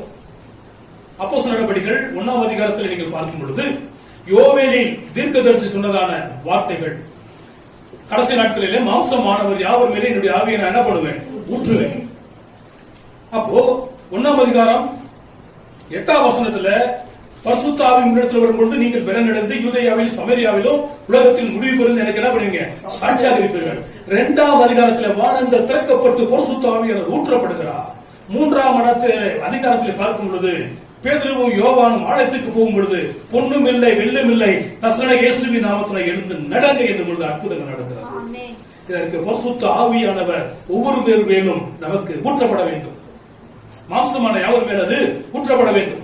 மூப்பர்கள் சொப்பனங்களை காண்பார்கள், வாலிபர்கள் தரிசனங்களை காண்பார்கள். சொப்பனங்களையும் தரிசனங்களையும் நாம் பார்க்கக்கூடியவர்களாய் இந்த கிதியோனை போல நமது வாழ்க்கை மாற வேண்டும். பரிசுத்த ஆவி அவன் மேல் இறங்கினார். பரிசுத்த ஆவியானவர் பழைய ஏற்பாட்டிலே அப்போ வந்துட்டு போயிடுவார், புதிய ஏற்பாட்டிலே நமக்குள் இருப்பார். அதான் 1 கொரிந்தியர் 3ஆம் அதிகாரத்துல 16, 17 வசனங்களை படிக்கும் பொழுது நீங்கள் தேவனுடைய ஆலயம், தேவனுடைய ஆவியானவர் உங்களுக்குள் வாசமாய் இருக்கிறார் என்பதை நீங்கள் அறியீர்களா? அப்போ அவர் நமக்குள் வாசம் பண்ணுகிறார். எங்களுக்குள்ளே வாசம் செய்யும் ஆவியானவரே, இந்நாளில் உன் சித்தம் போல் நடத்தி சொல்லுமையா. எங்களுக்குள்ளே வாசம் செய்யும் ஆவியானவரே, இந்நாளில் உன் சித்தம் போல் நடத்தி சொல்லுமையா. ஆவியானவரே, ஆவியானவரே, பரிசுத்த ஆவியானவரே, ஆவியானவரே, ஆவியானவரே, பரிசுத்த ஆவியானவரே. கர்த்தருடைய ஆவியானவர் இறங்கினார். கிதியோன் மேல இறங்கினார், சிம்சோன் மேல இறங்கினார். இறங்கும் பொழுது சிங்கங்களை அவன் கொன்று போட்டான். எப்தா மேல இறங்கினார், சிங்கங்களுடைய வாய்களை கிழித்து போட்டான். தாவீதின் மேல இறங்கினார். கிண்ணறத்தை எடுத்து வாசிக்கும் பொழுது சவுலுக்குள் இருந்த ஆவிகள் ஓடி போனது. எனவே பரிசு மீட்கப்படும் நாளுக்கு என்று முத்திரையாய் பெற்ற பரிசுத்த ஆவியை தூக்கப்படுத்தாதீர்கள். நாம் முத்திரையாய் பெற்றிருக்கிறோம். அந்த பரிசுத்த ஆவியானவர் கிதியோன் மேல் இறங்கினது போல உங்கள் ஒவ்வொரு மேல் இறங்கணும். ஏன் இறங்கணும் கேட்டா, அவர் சகல சத்தியத்தில் உங்களை போதித்து வழி நடத்துவோம். 17வது 6ஆம் அதிகாரத்துல 36 40 வசனங்களை பார்க்கும் பொழுது தேவனிடத்திலே அற்புத அடையாளங்களை கேட்டான். தேவன் செய்கிற அற்புத அடையாளங்களை நேரில் பார்த்தவன் தான் இந்த கிதியோன். என்னத்த நேர்ல பார்த்தானா, அந்த 6ஆம் அதிகாரம் 36 40 வசனங்களை நீங்க படிச்சு பார்த்தா தெரியும். அவன் அங்கே கேட்கிற சம்பவங்கள் என்ன? ஆண்டவரே, உம்மிடத்திலே ஒரு அடையாளத்தை நான் பரிசோதிச்சு பார்க்க போகிறேன். என்னன்னு கேட்டீங்கன்னா, நான் தோலை இங்க வைக்கிறேன். இந்த தோல் என்ன பண்ணக்கூடாது? நனையக்கூடாது. பூமியெல்லாம் என்ன இருக்கணும்? பனியா இருக்கணும். மறுநாள் பாத்தீங்கன்னா தோல் நடையில, பூமியெல்லாம் பனியா இருந்துச்சு. இரண்டாவது அவன் கேட்கிறான், மறுநாள் ஆண்டவரே, இன்னும் ஒரு விசை நான் உங்களை சோதித்து பார்க்கட்டும். இப்ப என்ன நடக்குன்னு கேட்டீங்கன்னா, பூமி எல்லாம் என்னவா இருக்கணும்? நடையக்கூடாது. தோல் மாத்திரம் நடையும். இந்த 2 சம்பவத்தை கர்த்தர் சோதிச்சு பார்த்தான். அப்படியே கர்த்தர் செய்தார். அல்லேலூயா. தேவன் செய்ததான அற்புதங்களை, அடையாளங்களை நேரில் பார்த்தவன் தான் கிதியோன். இதோட கூட 6ஆம் அதிகாரம் ஓவர் 7ஆம் அதிகாரம் இந்த கிதியோனை பத்தி என்ன சொல்றது? இந்த யுத்தத்துக்கு மீதியானோட போகும் பொழுது ஏறக்குறைய எத்தனை பேர் போறாங்க தெரியுமா? 32,000 32,000 பேர்கள் யுத்தத்துக்கு போறாங்க. அப்படி போகும் பொழுது சில சட்டத்திட்டங்கள் எல்லாம் போட்டா 7ஆம் அதிகாரம் 2ஆம் வசனம் 3ஆம் வசனத்தை கொஞ்சம் படிங்க. அப்பொழுது கர்த்தர் கிதியோனை நோக்கி, நான் மீதியானியரை உன்னோடு இருக்கிற ஜனத்தின் கையில் ஒப்புக் கொடுப்பதற்கு, உன்னோடு கூட இருக்கிற ஜனத்துடைய கையில் ஒப்புக் கொடுப்பதற்கு அவர்கள் மிகுதியாக இருக்கிறார்கள். என் கை என்னை ரட்சித்தது என்று இஸ்ரவேல் எனக்கு விரோதமாக வீம்பு பேசுகிறதற்கு. நம்ம வீம்பு பேசுவானா? யாரு? கிதியோனை கூட இருக்கிறாரு. 32,000 பேர் நாங்க போய் என்ன பண்ணினோம்? அடிச்சு நொறுக்கிட்டு வந்துட்டோம்பா, அவனுக்கு காலரை தூக்கி விடுவான். அங்க யாருடைய நாமம் பயன்படாது. அது சொல்ற, என் நாமத்தை வீணிலே நான் என்ன பண்ண வழங்குவதற்கு அனுமதிக்க மாட்டேன்ற. அதனால இவங்க என்ன பண்ணி எல்லாத்தையும் ஃபில்டர் பண்ணுங்க. படிங்க. ஆகையால் பயமும் திகிலும் பிடித்த உள்ளவன் எவனோ அவன் திரும்பி கீலேயாத் மலைகளில் இருந்து விரைவாய் ஓடி போயிருக்கிறான். இதே போல ஒரு சம்பவம் லோத்து சம்பவங்கள் நடக்குது. தேவதூதர் சொல்றான், நான் பூமி என்ன பண்ண போறேன்? இப்ப அழிக்க போறேன். உன் ஜீவன் தப்பித்துக்குள்ள என்ன பண்ணு? ஓடிப்போ. ஆனா திரும்பி பார்த்தவன் என்ன பண்ணா? உப்பு துணை மாறி போனா. அது ஒரு மேற்கோளுக்காக காமிக்கிறேன். படிங்க. நீ ஜனங்களின் செவிகள் கேட்க பிரசித்தப்படுத்து. என்றார். அப்பொழுது கணத்தில் 22,000 கரெக்ட் தான். 22,000 பேர் திரும்பி ஓடிப்பார்கள். 10,000 பேர் மீதியாயிருந்தார். ஆமா, அந்த 10,000 என்பது 10,000, 10,000. பைபிள்ல 10,000 ஆங்கில பைபிள்ல போட்டுது. இப்போ அப்ப டோட்டல் எத்தனை பேரு? 32,000 பேர். 32,000த்துல ஃபர்ஸ்ட் அவுட் எத்தனை? பயமும் திகிலி பிடிச்சவங்க 22,000 பேர் அவுட். ஆண்டவர் சொல்றாரு, ஏற்கனவே சொன்னாரு, ஒரே ஒருத்தனை முறியடிக்கிறது போல நீ மீதியானர் என்ன பண்ணுவ? அப்ப 32,000 பேர் தேவையில்லை. பயமும் திகில் பிடிச்சவன என்ன பண்ணி ஓடிட்டான் பாருங்க. எப்படா அண்ணன் சாவம் தின்ன காலியா ஆகுன்றது போல எப்படா இந்த வார்த்தை ஒரு கேட்டுட்டு இருந்தவன் ஓடிட்டான். 10,000 பேர்ல திருப்பி பிடிங்க ஐயா. அதே வசனமா இல்ல அடுத்தது? மீதி இருந்தவர்கள் 10,000 பேர். 10,000 பேர் மீதியாயிருந்தார்கள். கர்த்தர் கிதியோனை நோக்கி ஜனங்கள் இன்னும் அதிகம், ரொம்ப ஜாஸ்தியா இருக்கிறான். எத்தனை பேர் இருக்கான்? அவர்களை 10,000 பேர் இருக்கான். இது தேவையான நமக்கு ரொம்ப ஜாஸ்தியா இருக்கிறாங்க. ஜனங்களை நோக்கி அவர்களை தண்ணீர் அண்டைக்கு இறங்கி போக, தண்ணீர் அண்டை ஆத்துக்கு கூட்டிட்டு போ, அங்கே அவர்களை பரீட்சித்து காட்டுவேன். உன்னோடு கூட என்ன பரிசுத்து காட்டுவேன்னு கேட்டா, நீ தண்ணியை அள்ளி குடிக்க சொல்ற. தள்ளி என்ன பண்றான்? நல்ல வீமனா போல இருந்து அப்படியே தள்ளி முழங்கால் போயிட்டு அள்ளி குடிக்கிறான். அதுல 300 பேர் இருக்கிறான். தண்ணியே அள்ளி குடிக்க முடியல, நாயை போல நக்கி குடிக்கிறான். ஆண்டவர் சொல்றாரு, செலக்ட். யாரு? இவன் நினைச்சிருப்பான் பத்தலும் துத்தமா இருக்கிற என்ன விட்டுருவான்னு பார்த்தா தண்ணி அள்ளி குடிக்க முடியாது, என்ன பிடிச்சிட்டான் ஐயா. இந்த 300 பேரை கர்த்தர் செலக்ட் பண்றாரு. ஹல்லேலூயா. அப்போ இதுல என்னன்னு பாத்தீங்கன்னா, அதுக்குள்ள ஒரு ரகசியம் மறைஞ்சிருக்குது. அந்த காலத்துல நேர் முழங்கால் படிக்கிட்டு முழங்காலினால பாகால்களை வணங்கிட்டு வந்தாங்க. இந்த 300 பேரும் அந்த சமயத்துல கூட முழங்கால படியிடல. அதனால அந்த 300 பேர் ஆனவர் தூக்குன. பயமும் திகிலும் பிடித்தவன் எத்தனை பேர் ஓடி போனா? இது கிதியோனுடைய வாழ்க்கை சம்பவம் உங்களுக்கு மைண்டுக்காக சொல்றேன், ஒரு ஸ்டெடி மாதிரி. எத்தனை பேரு? 22,000. மீதி இருந்தது 10,000. இந்த 10,000 பேர் எங்க கொண்டு போறாரு? தண்ணி குடிக்க போறாரு. தண்ணி குடிக்க போகும்போது பரிட்சித்து பார்க்கும் பொழுது நாயை போல நக்கி குடிச்சவன் எத்தனை பேரு? 300 பேரு. மிச்சம் எத்தனை பேரு? 9,700 பேரு ரிஜெக்ட் பண்றார் ஆண்டவர். அவனும் பொட்டியை கட்டிட்டு வீட்டுக்கு போயிட்டான். இந்த 300 பேரை வைத்து 5 வசனம் முதல் 8 வசனங்கள், நாயை போல நக்கி குடிப்பவர்களை மட்டும் தெரிந்து கொள் என்று ஆண்டவர் சொன்னதான சம்பவங்கள் அதற்கு இருக்கிறது. இதற்கு ஏன் அப்படின்னு கேட்டீங்கன்னா, இத்தனை பேரை துரத்துறதுக்கு 7ஆம் அதிகாரம் 2ஆம் வசனத்துல படிக்கிறோம். அவர்கள் வீம்பு பேசுவார்கள், பெருமை பாராட்டுவார்கள். நாம் தான் இதை செஞ்ச, இவ்வளவு ஜனங்கள் போனோம், அது கர்த்தருடைய நாமம் மகிமைப்படாது என்பதற்காக இத்தனை பேரையும் ஃபில்டர் பண்ணினாரு. அப்படி நாயை போல நக்கி குடித்தவர்கள் எத்தனை பேரு? எத்தனை பேரு? 7ஆம் அதிகாரம் 7ஆம் வசனம் பிளஸ் யாரு? கிதியோன். ஆக மொத்தம் 301 பேர். இப்ப 11ஆம் வசனத்தை படிங்க. அங்கே என்ன பேசுகிறார்கள் என்று அங்கே என்ன பேசுகிறார்கள் என்று பின்பு சேனையிடத்திற்கு போக உன் கைகள் திடப்படும் என்றார். அப்படியே அவனும் அவன் வேலைக்காரரோடு கூட வேலைக்காரனாகிய ஊராவும் சேனையின் முன்னணியிலே ஜாமம் காக்கிறவர்களின் இடம் மட்டும் போனார்கள். இங்க ஆண்டவர் சொல்றாரு, நீ மொத்த கும்பலையும் கூட்டு போவாத, நீயும் உன்னுடைய நண்பனும் மாத்திரம் போய் பாருங்க. அப்படி அங்க போனா அங்க என்ன நடக்கிறது சம்பவம்? 9 இருந்து 12 வசனங்களை பட்சா தெரியும். நியாயாதிபதிகள் 7ஆம் அதிகாரம் 9 இருந்து 12.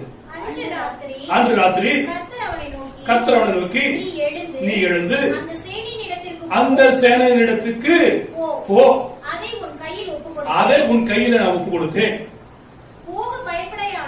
போக பயப்படுவாயானால் முதல் நீயும் உன் வேலைக்காரனாகிய பூராவும் சேனையினிடத்தில் போ என்று சொல்லுகிறார். அந்த வார்த்தையின்படி இவர்கள் அங்கே செல்கிறார்கள். எங்கே? சேனைகிட்ட எதிராளிகளுடைய பாளையத்துக்கு போகிறார்கள். அங்கே போகும் பொழுது என்ன நடக்குது? 13 வசனம். கிதியோன் வந்தபோது கிதியோன் வந்த பொழுது ஒருவன் மற்றொருவனை பார்த்து ஒரு சொப்பனத்தை கண்டு, அங்க ஒரு சொப்பனத்தை அவன் பார்க்கிறான். யாரு? கிதியோனுடைய எதிரினுடைய யுத்த களத்துல பாளையத்தில் இருக்கிற ஒரு சொப்பனத்தை பார்த்து நான் ஒரு சொப்பனத்தை கண்டேன். அதாவது இதோ ஒரு சொப்பனத்தை கண்டேன். சுட்டு இருந்த ஒரு வாள் கோதுமை அப்பம் மீதியானியரின் பாளையத்திலிருந்து உருண்டு வந்தது. அது கூடாரம் மட்டும் வந்த பொழுது அதை விழத்தள்ளி கவிழ்த்து போட்டது. கூடாரம் விழுந்து கிடந்தது என்றார். இவனுக்கு யுத்தத்துல ஜெயம் கிடைக்குமா ஜெயம் கிடைக்காததா அப்படின்றதுக்கு கர்த்தர் யாரை கொண்டு கற்பிக்கிறார்? எதிரியை கொண்டே சொல்றார். அவனுக்கு ஒரு சொப்பனத்தை கொடுத்து மீதியானியருடைய அவன் என்ன சொல்றான்? ஒரு அப்பம் உருண்டோட வர நான் பார்த்தேன், அது கூடாரம் விழுந்துருச்சு. அப்ப இவங்க என்ன சொல்றாங்க? 13 வருஷத்தை திருப்பி படிக்கல. கிதியோன் வந்த பொழுது மற்றவருக்கு ஒரு சொப்பனத்தை சொன்னான். அதாவது இதோ ஒரு சொப்பனத்தை கண்டு சுட்டு இருந்த ஒரு வாள் கோதுமை அப்பம் மீதியான நம்ம இருக்கிற பாளையத்துக்கு உருண்டு வந்தது. அது கூடாரம் மட்டும் வந்த பொழுது அதை விழத்தள்ளி கூடாரத்தை விழத்தள்ளி கவிழ்த்து போட்டது. 15 வரலும் படிங்க, விளக்கம் புரிஞ்சிடும். அப்பொழுது மற்றவன்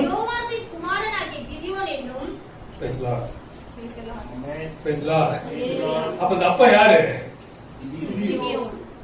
அப்ப சொல்ற பாருங்க, படிங்க. இது யோவாசின் குமாரனாகி கிதியோன் என்னும் இஸ்ரவேலின் பட்டயமே அல்லாமல் ஒன்றும் அல்ல. போட்டு வாங்கறதுன்னு சொல்றான் உலகத்துல. ஆண்ட சொல்றாரு பாரு, உனக்கு பாளையத்துக்கு போறதுக்கு பயமா இருந்தா நீயும் பூரா மட்டும் போங்கப்பா.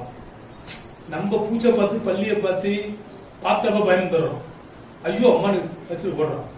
துணிஞ்சு அங்க போகும்போது அங்க அவனுக்கு ஒரு சொப்பனத்தை கொடுத்து அவன் சொப்பனத்துக்கு இன்னொரு தட்ட கணக்க சொல்லும் பொழுது இவனுக்கு பலு கிடைச்சிருக்கு. அவனுடைய பாளையத்துக்கு வந்ததான அந்த அப்போ என்னன்னு போட்டிருக்குது? அது யோவாசின் குமாரனாகிய கிதியோனே அல்லாமல். அல்லேலூயா, அல்லேலூயா. இப்போ இந்த கிதியோனுடைய சேனையில் எத்தனை பேர் இருக்காங்க? 300 பேர் இருக்காங்க. இதை குறித்து 7ஆம் அதிகாரத்துல 16-17 வசனங்களை படிக்கும் பொழுது இந்த 300 பேரை 3ஆக பிரிக்கிறான். அப்போ என்ன வருது? 100. இந்த 100 வச்சு ஆளுக்கு ஒவ்வொரு எக்காலத்தை கொடுக்கிறான். என்ன கொடுக்கிறான்? பாரு, எக்காலம் ஊதிடுவோ எரிகோவை தகர்த்திடுவோ கத்தரினாமும் உயர்த்திடுவோ கல்வாரி கொடியேற்றுவோ.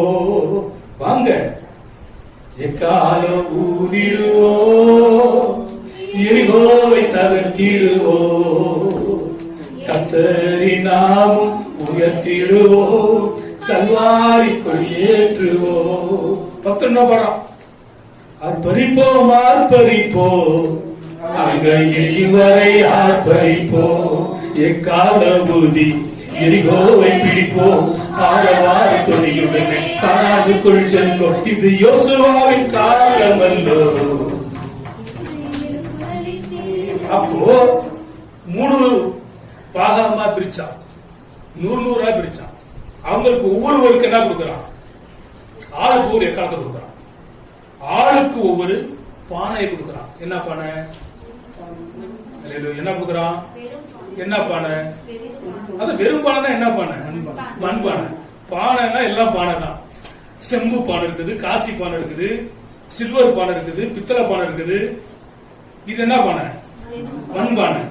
குளத்துல சொல்றான். என்ன சொல்றான்னு கேட்டீங்கன்னா, ஒரு மனைவியை கல்யாணம் பண்ணிட்டு வந்தா மண்பானையை போல அவளை உருவாக்கிது. 1 வருஷத்துல 2 வருஷத்துல உருவாக்கிது. அப்ப நம்ம கைக்கு தகுந்த மாதிரி உருவாக்கிடலாம். நம்ம சொல்றபடி அவரை என்ன பண்ணலாம், கேட்க வச்சிடலாம். அது எது வரல அது கேட்கும், வடைகிற வரலையும் கேட்டு அங்க நெருப்புல சுடுற வரலையும் கேட்கும். சுட்டுட்டா செட் ஆகல. அது போல ஒருத்தர் கல்யாணம் பண்ணா 3 வருஷம் 2 வருஷத்துக்குள்ள பொண்ணை செட் பண்ணி கரெக்டா லைஃப் ஓட்டிடணும். இல்லன்னு வச்சுக்கீங்களேன், அவங்க செட் பண்ணி அது சுட்டிடுச்சுன்னா திருப்பி செட் பண்ண முடியாது. அது உடச்சுதான் ஆகும். எதுக்கும் யூஸ் ஆகாது. ஒண்ணு 3 வருஷத்துக்குள்ள நீ என்ன பண்ணி கரெக்டா செட் பண்ணிடு. உடைய ஏன் நம்ம சொல்லணும், அதுக்கு ஒரு படம் இருக்குது. மாமியார் உடைச்சா மருமக உடைச்சா அது எதனா உடைச்சிட்டு போடுவோம். இவருக்கு கையில என்ன பண்ணிருக்கிறான், ஆளுக்கு ஒரு எக்காலம், ஆளுக்கு ஒரு பானை, அதுக்கடுத்து ஆளுக்கு ஒரு தீவெட்டி. இந்த தீவெட்டின்னு படுக்கும் பொழுது உங்களுக்கு சொல்ல 10 கன்னிகள் ஞாபகத்துக்கு வரும். புத்தி உள்ள கன்னிகைகள், புத்தி இல்லாத கன்னிகள் எதை எடுத்து போனாங்கன்னா தீவெட்டிகளை கொண்டு போனாங்க. ஆனா புத்தி உள்ளவர்கள் தீவெட்டியோட கூட எண்ணெய் கொண்டு போனாங்க. புத்தி இல்லாதவர்கள் என்ன கொண்டு போகல, எண்ணெய் கொண்டு போகல. மணவாளன் வரும் பொழுது ஆர்ப்பரிக்கும் பொழுது இவங்களுடைய விளக்கு எரியல. நீங்க கடையில் போய் விற்கிற மாட்டை வாங்கி சொல்லிட்டு 5 பேர் போயிட்டாங்க. இப்போ கைவிடப்பட்ட நிலைமை நமக்கு காணப்படக்கூடாது. இந்த எக்காலங்களை வைத்திருந்தார்கள், தீவெட்டிகளை வைத்திருந்தார்கள், வெறும் பானைகளை வைத்திருந்தார்கள். எத்தனை பேரு? கிதியோனோடு கிடையாது இருந்த 300 பேர். இந்த 300 பேருடைய குவாலிட்டி என்ன? தண்ணிய கூட அள்ளி குடிக்க முடியாம நாய போல நக்கி குடித்ததான பராக்கிரமசாலிகள். இப்ப இந்த வாழ்க்கையில இவருடைய வாழ்க்கை என்ன நடக்கிறது? 18ஆம் வசனம் 20ஆம் வசனம்.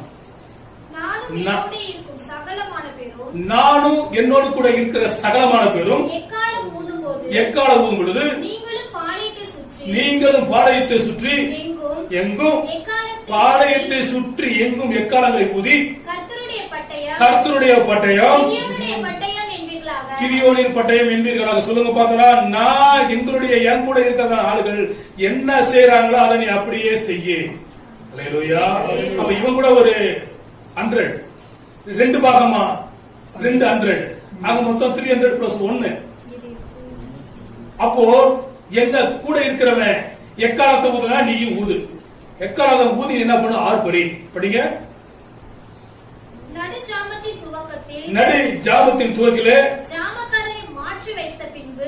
ஜாமக்காரர்கள் மாற்றி வைத்த பின்பு கிதியோனும் அவனோடு கூட இருந்த 100 பேரும் அந்த ஜாமத்தின் துவக்கத்திலே பாளையத்தில் முன்னணியில் வந்து எக்காலங்களை ஊதி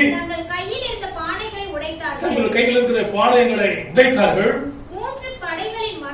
3 படையின் மனுஷரும் எக்காலங்களை ஊதி பானைகளை உடைத்து தீவட்டிகளை தங்கள் இடது கைகளிலும் ஊதும் எக்காலங்களை தங்கள் வலது கைகளிலும் பிடித்துக் கொண்டு கர்த்தருடைய பட்டயம்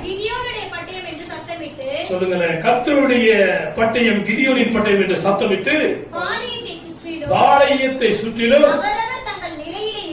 அவர்கள் தங்கள் நிலையிலே நின்றார்கள். அப்பொழுது பாளையத்தில் இருந்தவர்கள் எல்லாரும் சிதறி கூக்குரலிட்டு ஓடி போனார்கள். நீங்க சும்மா இருப்பீங்க, கர்த்தர் உங்களுக்காக யுத்தம் பண்ணுவார். அல்லேலூயா. தண்ணிய கூட அள்ளி குடிக்க முடியாத இந்த 300 பேரை வைத்து அவர்களுக்கு தீவெட்டிகளை கொடுத்து அவர்களுக்கு வெறும் பானைகளை கொடுத்து எக்காலங்களை ஊதி பானைகளை உடைத்து தீவெட்டிகளை ஏந்திருக்கும் பொழுது அங்கே உண்டாகிறது திகில். ராகாப் தனது வாழ்க்கையை சொல்லும் பொழுது, நீங்கள் செங்கடலிலே செய்ததான அற்புதங்களை நாங்கள் கேள்விப்படும் பொழுது எங்களுக்கு கிளி பிடித்தது. என்ன பிடித்ததா? அப்படின்னா என்ன அர்த்தம்? பயமும் திகிலும் பிடித்தது. அவர்கள் எல்லாம் கூக்கலிட்டு என்ன பண்ணாங்களா? அல்லேலூயா, அல்லேலூயா. இந்த சம்பவங்கள் 23வது சம்பவம். கர்த்தருடைய பட்டயம் கிதியோனுடைய பட்டயம் என்று ஆர்ப்பரிக்க சொன்னான். நியாயாதிபதிகள் 7ஆம் அதிகாரம் 18, 20வது வசனமும் அதிலிருந்து 25வது வசனங்களை வரை நீங்க வாசிக்கும் பொழுது அந்த சம்பவங்கள் சொல்லப்பட்டிருக்கிறது. அதை தொடர்ந்து நீங்க பார்க்கும் பொழுது அந்த மீதியானியருடைய 2 அதிபதிகள் இருந்தார்கள். அதிபதிகள்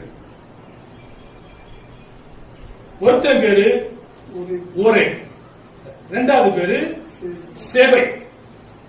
இந்த ஓரேப்பையும் சேவையும் ஓரே என்னும் கண்மலையிலே தலைகளை துண்டித்தார்கள். வெட்டி அந்த தலையை என்ன பண்ணினா கிரியோனிட்ட கொண்டு வரான். 25 வருஷத்தை பற்றி தெரியும். அந்த அதிபதிகளை எல்லாம் நிர்மூலமாக்கினார்கள்.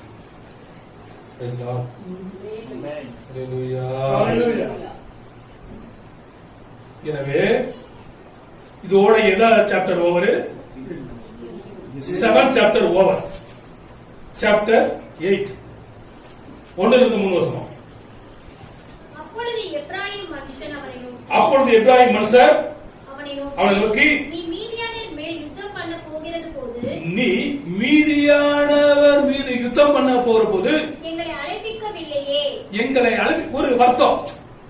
இப்போ நானே ஏதோ ஒரு காரியத்துக்கு போறேன். இப்போ அருண் வந்து 2 பேரும் அந்த ஆளு தெரிஞ்சவரு. என்கிட்ட சொல்லாம போயிட்டான்னு வச்சுக்கோமே, நான் கோச்சுக்க மாட்டேனா? என்னப்பா நீ போகும்போது என்கிட்ட சொல்லிருக்கலாம்ல, நானும் வந்துருப்பேன். இப்ப அதுதான் கேக்குறான். நீ அங்க யுத்தம் பண்ணும்போது என்கிட்ட நீ என்ன பண்ணல, சொல்லலையே. அதுக்கு இவன் கொடுக்குற பதில் பாருங்க, பிடிச்சு பாருங்களேன். இப்படி நீ எங்களுக்கு செய்தது என்ன? இப்படி எனக்கு செய்தது என்ன என்றார்கள். அவனோடு பலத்த வாக்குவாதம் பண்ணினார்கள். அதற்கு அவன், நீங்கள் செய்ததற்கு நான் செய்தது எம்மாத்திரம். நீங்கள் செய்ததுக்கு நான் செய்த எம்மாத்திரம். அபேசியரின் திராட்சை பழத்தின் முழு அறுப்பை பார்க்கிறோம். எப்பிராயீமியரின் மீதியான அறுப்பு அதிகம் அல்லவா? ஒரு பாயிண்ட் கொடுக்குறான் பாருங்க. எப்பா அவன் ஆட்கள் எல்லாம் முழுசா சேர்ந்து அறுத்தா கூட நீ அறுத்துட்டு மீண்டு வரும் பத்தியா, அதனுடைய அறுப்பு அதிகமா இருக்குன்னு சொன்னது அவன் பாயிட்டான். எப்படியா பட்ட பாயிண்ட் அவன் கொடுக்குறான் பாருங்க. எந்த அளவுக்கு தன்னை தாழ்த்தின அவன். மீதியான அறுப்பு அதிகம் அல்லவா? 3ஆம் வசனம் முடிச்சாச்சா? தேவன் உங்கள் கையிலே மீதியானியரின் அதிபதியாகிய ஓரேபையும் சேவையும் ஒப்புக் கொடுத்தாரே. நீங்கள் செய்ததிலும் நான் செய்யக்கூடியது எம்மாத்திரம் என்றார். இந்த வார்த்தைகளை அவர்கள் சொன்ன பொழுது அவன் மேல் இருந்த அவர்களுடைய கோபம் ஆறிற்று. கோபம் எவ்வளவு நேரம் இருக்கணுமா? சூரியன் மறைகிறவர்கள் அஸ்தமிக்கிறவர்கள் இருக்கணும் கோபம். கணவனா இருந்தாலும் மனைவியா இருந்தாலும் இதுதான். யாரா இருந்தாலும் மனைவியா இருந்தாலும் பிள்ளையா இருந்தாலும் சரி, அந்த சூரியன் நமக்கு எப்படி இருக்கு கோபம்?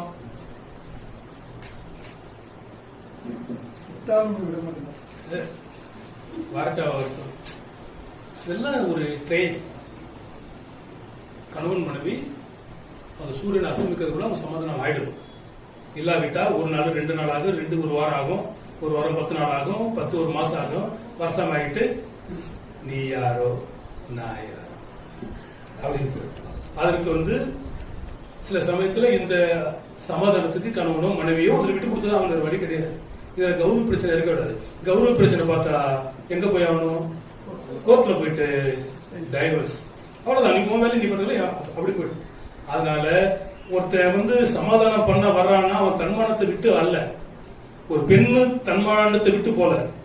வேத வசனம் சொல்லுகிறது சமாதானமா வாழணும். சமாதானம் பண்ணுகிறவர்கள் பாக்கியவான்கள். எனவே சமாதானமா இருக்கணும். இப்ப இங்க நடக்கிறதா எப்ராயிம் மனுஷரோடு சமாதானம் உண்டாக்கினவர் தான் யாரு? கிதியோன். அது 24வது பாயிண்ட். 25வது பாயிண்ட் என்னன்னா 4வது. கிதியோன் யோர்தானுக்கு வந்த பொழுது அவனும் அவனோடு இருந்த 300 பேரும் அதை கடந்து போய் அவனோடு கூட இருந்த 300 பேர் கடந்து போய் விடாய்த்திருந்தும் பின்தொடர்ந்தார்கள். பின்தொடர்ந்து போகும்பொழுது அங்கே 7ஆம் வசனம் வரல நீங்க பார்த்தா அங்க 2 சம்பவம் நடக்கிறது. ஒன்னு சுக்கோத்தின் மனுஷர்கள். அவங்க சொல்றாங்க, இவன் போய் கேட்கிறான், அதாவது களைப்பா இருக்கிறான். விடாய்த்து இருக்கிறான், என்னது கலப்பா இருக்கிறான், பசியா இருக்கிறான், தாகமா இருக்கிறான். அப்பத்தை கேட்கிறாங்க. அப்புறம் அவங்க கொடுக்க முடியாது. எவ்வளவு நம்ம வீட்டுக்கு ஒருத்தவங்க பஸ் ஏற்றி கேட்டா நம்ம தருவ தர மாட்டோமா? தரமாட்டேங்கிறான். தொடர்ந்து கொஞ்சம் வாசித்து இருந்தீங்களா? அவன் சுக்கோத்தின் மனுஷரை நோக்கி, சுக்கோத்தின் மனுஷரை நோக்கி, என்னோடு இருக்கிற ஜனத்திற்கு, என்னோடு கூட இருக்கிற ஜனத்துக்கு சில அப்பங்களை கொடுங்கள், சில அப்பங்களை கொடுங்கள். அவர்கள் விடாய்த்திருக்கிறார்கள். நான் மீதியானியருடைய ராஜாவாகிய சேபாவையும் சல்முனாவையும் பின்தொடர்கிறேன் என்றான். இப்ப என்ன சொல்றான்? அந்த 2 பேரை கொண்டுட்டான். இப்ப 2 பேரை தொடர்றான். யாராரு? சேபாவையும் சல்முனாவையும் நான் தொடர்றேன். எனக்கு டயர்டா இருக்குது, எனக்கு என்ன பண்ணுங்க? அப்ப அவங்க என்ன சொல்றாங்க பாருங்க. அதுக்கு சுக்கோத்தின் பிரபுக்கள், உன் சேனைக்கு, அதாவது உன் ஆட்களுக்கு அப்பம் கொடுக்கறதுக்கு சேபா சல்முனா உனக்கு கைவசம் ஆயிடுச்சா? நீ அவங்கள புடிச்சிட்டியா? உனக்கு நான் அப்பா தர்றதுக்கு. அப்ப இவன் ஒரு பதில் கொடுக்கறான் பாருங்க. அப்பொழுது கிதியோன் 7ஆம் வசனத்தை படிக்க தெரியும்.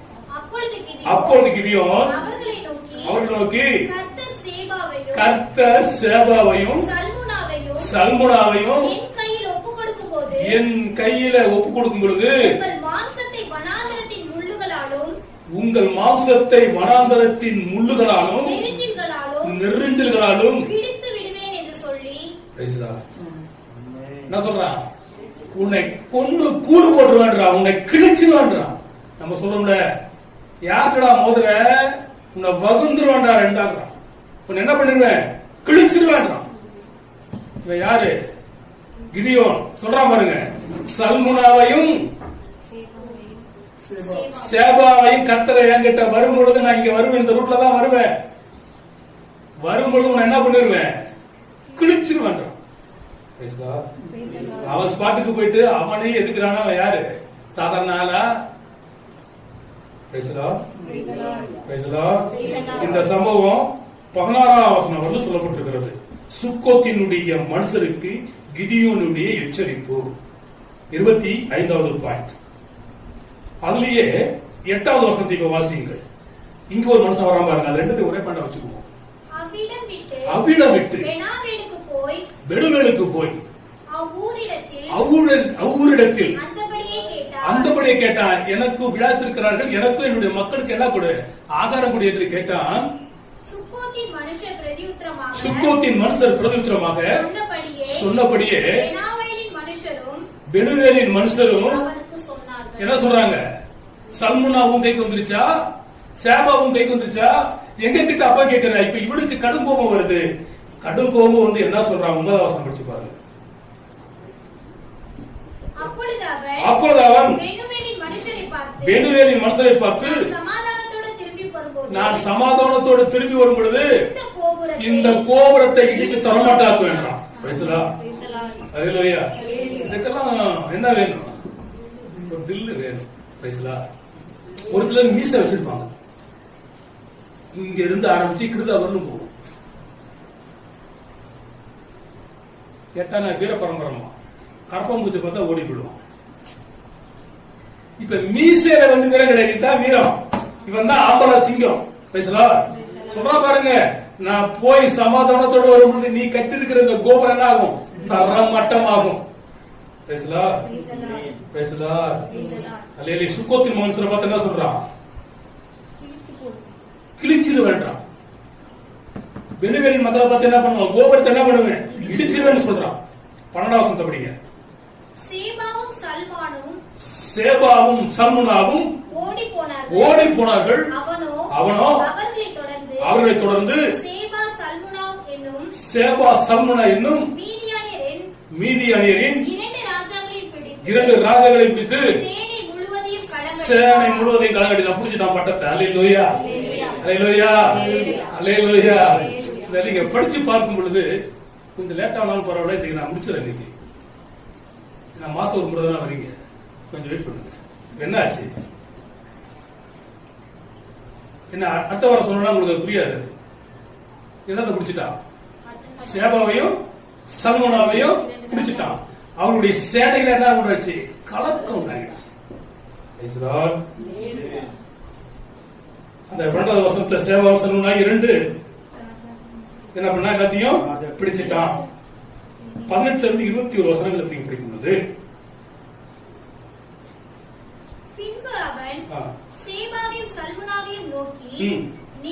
நீங்கள் காகூரில் கொன்று போட்ட அந்த மனுஷர் எப்படிப்பட்டவர்கள் என்று கேட்டான். அதற்கு அவர்கள் நீர் எப்படிப்பட்டவரோ, இங்க ஒரு பாயிண்ட் நீங்க நல்லா புரியுங்க, நீர் எப்படிப்பட்டவரோ அவர்களும் அப்படிப்பட்டவர்களே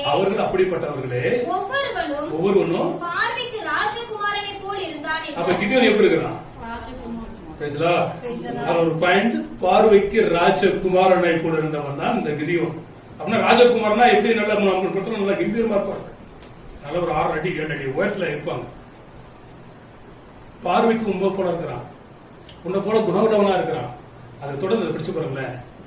அப்பொழுது அவன் அவர்கள் என் சகோதரரும் என் தாயின் பிள்ளைகளுமாக இருந்தார்கள், உயிரோடு வைத்திருந்து அவர்களை உயிரோடு வைத்திருந்தா உன்னையும் நான் உயிரோடு விட்டுருவேன், அவர்களை நீ கொன்றிருந்தா நான் உன்னை கொன்றுவன்றான். அவங்க சொல்றாங்க நான் கொண்டுட்டேன். அப்ப செத்தவன் என்ன பண்ணணும்? பட்டயத்தை எடுக்கிறவன் மடிவான். அங்க அவர்களை கொன்று போட்டான்.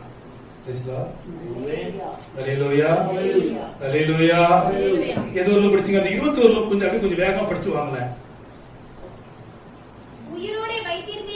உயிரோடு வைத்திருந்தீர்களானால் உங்களை கொள்ளாதிருப்பேன் என்று கர்த்தருடைய ஜீவனை கொண்டு சொல்கிறேன் என்று சொல்லி தன் மூத்த குமாரனாகிய புரியல எத்தேரை நோக்கி. இப்ப கிதியோனுடைய மூத்த பேர் யாரு? மூத்த பையன் பேரு எத்தேரை நோக்கி நீ எழுந்து இவர்களை வெட்டி போடு என்று சொன்னான். அவன் இளம் வயசு உள்ளவனாக இருந்தபடினால பட்டயத்தை எடுத்து கொல்றதுக்கு இவன் பயந்தவனாய் காணப்பட்டான். அதுக்கு அடுத்து படிங்க. அப்பொழுது சேபாவும் சல்முனாவும் நீரே எழுந்து எங்கள் மேல விழும், மனுஷன் எப்படியோ அப்படி அவங்களுக்கு பலனும் இருக்கும் என்றான். பேசலாம். அதாவது சில சொல்லுவாங்களே, கொட்டுப்பட்டாலும் பையன் சின்ன பையன், அவனுக்கு வாழக்கூட இருக்கு தெரியல. இப்ப இவன் சொல்றா பாருங்க, நான் செத்தது யாருக்கு செத்தானா கூட எனக்கு ஒரு பேர் இருக்கும்ல. எனக்கு கொன்று போட்டவன் யாரு? கிதியோன் அல்லவா? அல்லேலூயா. அதனால நீரே எழுந்து எங்களை மேல விழுந்து எங்களை கொன்று சொல்றான். அப்பதான் கிதியோன் எந்திரிச்சு அவனை கொண்டு போறான். சொல்ற மனுஷன் எப்படியோ அப்படிதான் அவனுடைய பலன் இருக்கும். இப்ப என்ன தூக்கிட்டு முன்னெடுக்கணும், தூக்கிட்டு மேல நடக்க சொன்னா நடக்கணும், நடக்க மாட்டேன். இல்ல உங்கள்கிட்ட தான் தூக்கிட்டு நீங்க கொண்டு போனா கொண்டு போவீங்களா? வாசலுக்கு என்ன பைத்தியம் முடிச்சு போச்சு, 300 கிலோ தூக்கி வைக்கிறது நசிங்கு. அதே ஒரு 20 கிலோனா ஓகே, 50 கிலோ வரணும் ஓகே தான். 50 கிலோ கூட கஷ்டம் தான். ஆனா அவருடைய வால் எவ்வளவா? 14 கிலோ சொல்றானா சும்மாவா? இந்த பட்டயத்தை வைத்து அத்தனை பேரையும் கொண்டு குவித்தார். இப்பொழுது இஸ்ரவேல் மனுஷர் கிதியோனை நோக்கி நீர் எங்களை மீதியானியருடைய கைக்கு நீங்களாக்கி மீட்டபடியினால் நீரும் உம்முடைய குமாரனும் உம்முடைய குமாரரின் குமாரனும் எங்களை ஆளக்கடவீர்கள் என்றார்கள். கர்த்தருக்கு பயப்படுகிற மனுஷன் இவ்விதமாய் ஆஸ்வதிக்கப்படுவான். எப்படி ஆஸ்வதிக்கிறான்? பிள்ளையும் பிள்ளைகளின் பிள்ளைகளையும் காண்பான். இப்ப இவன் சொல்றான் பாருங்க, நீரும் உமது பிள்ளைகளும் பிள்ளைகளின் பிள்ளைகளும் எங்களை ஆளக்கடவர்கள். இப்ப இவன் என்ன சொல்றான்? அதற்கு கிதியோன் நான் உங்களை ஆள. இப்ப எவன் ஆளுகை செய்யறதுதான் போராட்டம். இவன் சொல்றான் பாருங்க, இவ்வளவு பெரிய மாவீர சொல்றான், நானும் உங்களை ஆள மாட்டேன், இப்படி குமாரனும் உங்களை ஆள மாட்டான், கர்த்தரே உங்களை ஆழ்வாராக. இது 27வது பாயிண்ட். நானும் ஆள மாட்டேன், என் குமாரனும் ஆள மாட்டான், கர்த்தரே உங்களை ஆழ்வாராக. அந்த 24 27 வசனங்களை பார்க்கும் பொழுது இங்கேதான் இந்த கிதியோன் ஒரு மாபெரும் தவறை செய்கிறான். அதை படிச்சு பாருங்க. பின்பு கிதியோன் அவர்களை நோக்கி உங்களிடத்தில் ஒரு காரியத்தை கேட்கிறேன், நீங்கள் அவரவர் கொள்ளையிட்ட கடுக்கன்களை என்னிடத்தில் கொண்டு வாருங்கள். அவர்கள் இஸ்மவேலராக இருந்தபடியினால் அவர்களிடத்தில் பொன் கடுக்கன்கள் இருந்தது. இஸ்ரவேலர் சந்தோஷமாய் கொடுப்போம் என்று சொல்லி ஒரு வஸ்திரத்தை விரித்து ஒரு வஸ்திரத்தை விரித்து அவரவர் கொள்ளையிட்ட கற்கண்களை அதிலே போட்டார்கள். பிறை சிந்தாக்குகளும் எல்லா கற்கண்களையும் அங்கே போடும் பொழுது இவன் என்ன பண்றான்னு கேட்டீங்கன்னா அதுல ஒரு ஏபோத்தை தயார் பண்ணிடுறான். என்னத்தை தயார் பண்றான்? இந்த ஏபோத்தை தயார் பண்ணும் பொழுது அந்த 1700 சொல்ற இடத்துல அதனுடைய அளவு சொல்லப்படுது. அதனாலதான் நான் படிக்க சொன்னேன். அதை பற்றி நீங்க குழப்பறீங்க. அப்போ பொன்னினால் ஒரு ஏபோத்தை செய்தான். இஸ்ரவேல் ஜனங்கள் எல்லாம் அதை பின்பற்றி போயிட்டான். இதுதான் இவன் பண்ணதான ஒரு மாபெரும் தவறு. இதுல 24ஆம் அதிகாரம் 8ஆம் அதிகாரம் 24 இருந்து 27 வசனங்கள்ல சொல்லப்பட்டிருக்குது. அது 1700 சேக்கல் நிறைய. அதைத்தான் சொல்றேன். 1700 பொன் சேக்கல், 1700 பொன் சேக்கல் நிறைய தங்கம் கிடைத்தது. இந்த தங்கத்தை வைத்துதான் எதை செஞ்சான்? ஏபோத்தை செஞ்சான். இதைத்தான் ஜனங்கள் எல்லாரும் வணங்கி சீர்கிட்டு போனார். 27 இருந்து 28 வசனம். அந்த ஏபோத்து கிதியோனுக்கும் அவன் வீட்டாருக்கும் கண்ணியாய் மாறிடுச்சு, வலையா மாறிடுச்சு. இப்ப உங்களுக்கு எல்லாம் ஒரு மனம் இருக்குல்ல, என்ன வலை?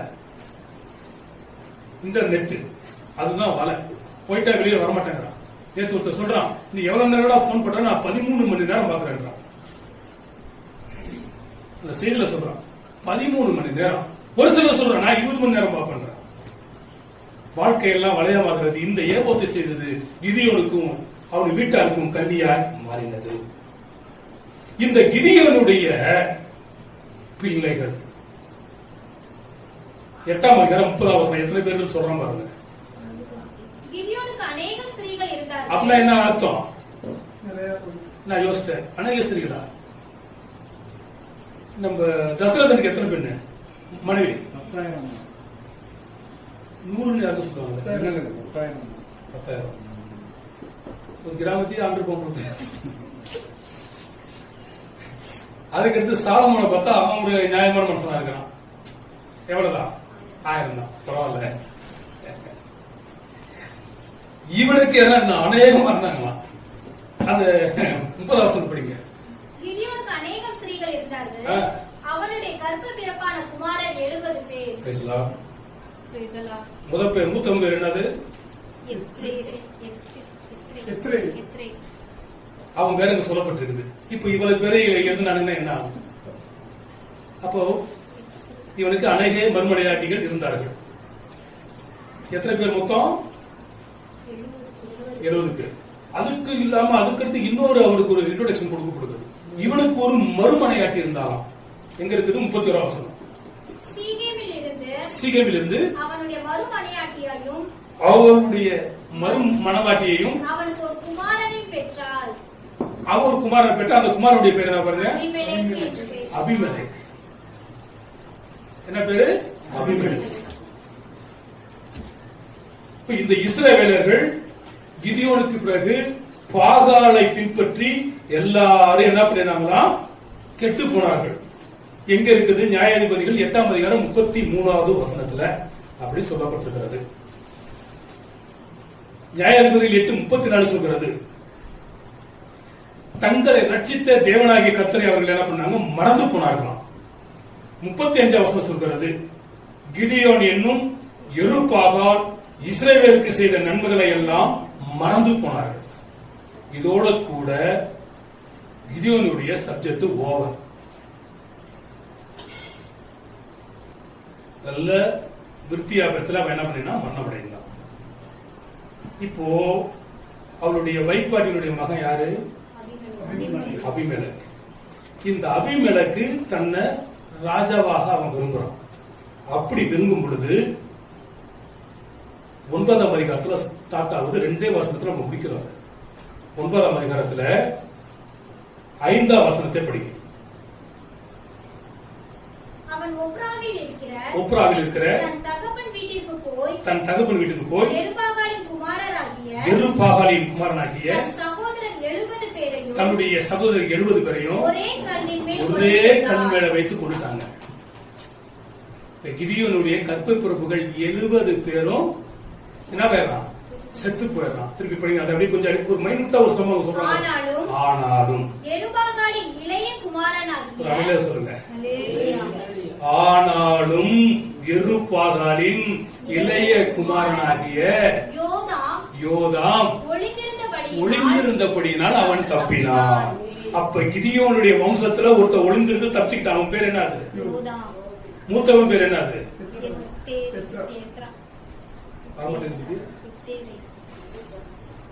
கடைசி பையன் பேர் என்னது? யோதாம். அப்சலோம் எப்படி ராஜாவானானோ அதே போல நியாயாதிபதிகள் 9வது அதிகாரம் 8ஆம் வசனத்துல அபிமெலேக்கு ராஜாவாயிட்டான்.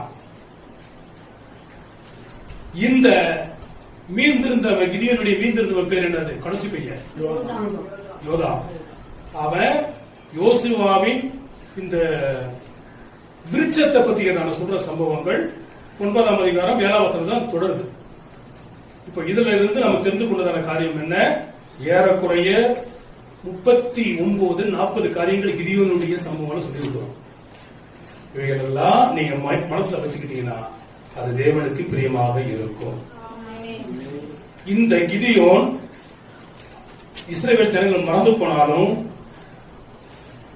ஆண்டவராகிய இயேசு கிறிஸ்து விசுவாச வீரர்கள் பட்டியலிலே கிதியோனை சேர்த்தார். தேவனுக்கு மகிமை உண்டாகட்டும். இதை அப்படியே ஒரு ரிவிஷன் பண்ணிடுவோம். கர்த்தர் ஆசீர்வதிப்பார். 1 கிதியோன் என்று சொன்னால் வெட்டுகிறவன் என்பது பொருள். 2வது கிதியோன் மனாசே கோத்திரத்தான். 3வது இதனுடைய மறுபெயர் யெருபாகால். கர்த்தருக்கு முன் தன்னை இவன் தாழ்த்தலுக்கு பிறகு நடந்த சம்பவங்கள் எல்லாம் நம்ம பார்த்திருக்கிறோம். முதல் பாயிண்ட், மீதியானவருடைய கைக்கு கோதுமையை தப்புவித்தவன் இந்த கிதியோன். 2வது கர்த்தருடைய தூதனானவரின் தரிசனத்தை பெற்றவன் கிதியோன். 3வது கர்த்தருடைய தூதனால் பராக்கிரமசாலி என்று அழைக்கப்பட்டவன் கிதியோன். 4வது மக்களுக்காக மோசே பரிந்து பேசினது போல, யோபு நண்பர்களுக்காக பரிந்து பேசினது போல தன்னுடைய இனத்தாருக்காக பரிந்து பேசியவன் இந்த கிதியோன். 5வதாக கர்த்தர் அவனை பார்த்து சொல்றாரு, உனக்கு இருக்கும் பலத்தோடு போ, உன்னை அனுப்புகிறவர் நான் அல்லவா என்று சொன்னவர். அந்த வார்த்தைகளை கேட்டவன் கிதியோன். 7வதாக கர்த்தருக்கு முன் தன்னை தாழ்த்தினவன் கிதியோன். 7வதாக கர்த்தர் அவனை பார்த்து சொல்றார், நான் உன்னோடு கூட இருப்பேன், ஒரே மனுஷனை முறியடிப்பது போல நீ மீதியானியரை முறியடிப்பாய் என்று சொன்னார். 8வதாக தேவனிடத்தில் அடையாளங்களை கேட்டவன் கிதியோன். 9வதாக ஆண்டவர் சொன்னார், நீ திரும்பி வரும் மட்டும் நான் உன்னோடு கூட இந்த இடத்துல இருப்பேன் என்று சொன்னார். 10வதாக கர்த்தருடைய தூதனானவரை நேருக்கு நேராக கண்டவன் இந்த கிதியோன். 11 கர்த்தர் அவனை பார்த்து சொல்றார், உனக்கு சமாதானம், நீ பயப்படாதே, நீ சாவதில்லை என்று சொல்கிறார். 12வதாக கர்த்தருக்கு பலிபீடம் கட்டி அதற்கு யெகோவா ஷாலோம் என்று பெயரிட்டவன் கிதியோன். 13வதாக பாகாலின் பலிபீடங்களை எல்லாம் தகர்த்து தோப்புகளை எல்லாம் வெட்டி போட்டவன் கிதியோன். 14வதாக கர்த்தர் சொன்னபடியே நோவா எப்படி செய்தானோ, மோசே எப்படி செய்தானோ அதே போல செய்தவன் கிதியோன். 15வதாக யெருபாகால் என்கிறதான மறுபெயரை பெற்றவன் இந்த கிதியோன். 16வதாக கர்த்தருடைய ஆவியை, பரிசுத்த ஆவியை பெற்றவன் கிதியோன். 17வதாக தேவனிடத்தில் அற்புத அடையாளங்களை கேட்டவன், தோளின் மீது பனி பெய்ய வேண்டும், தோளின் மீது பனி பெய்ய கூடாது என்று 2 அடையாளங்களை நேருக்கு நேரில் பார்த்தவன் கிதியோன். 18வதாக ஜனங்கள் எல்லாரும் ஆர்ப்பரித்தார்கள். பயமும் திகிலும் உள்ளவர்கள் என்ன பண்ணுங்க, திரும்பி போக சொன்னார்கள், திரும்பி போனார்கள்.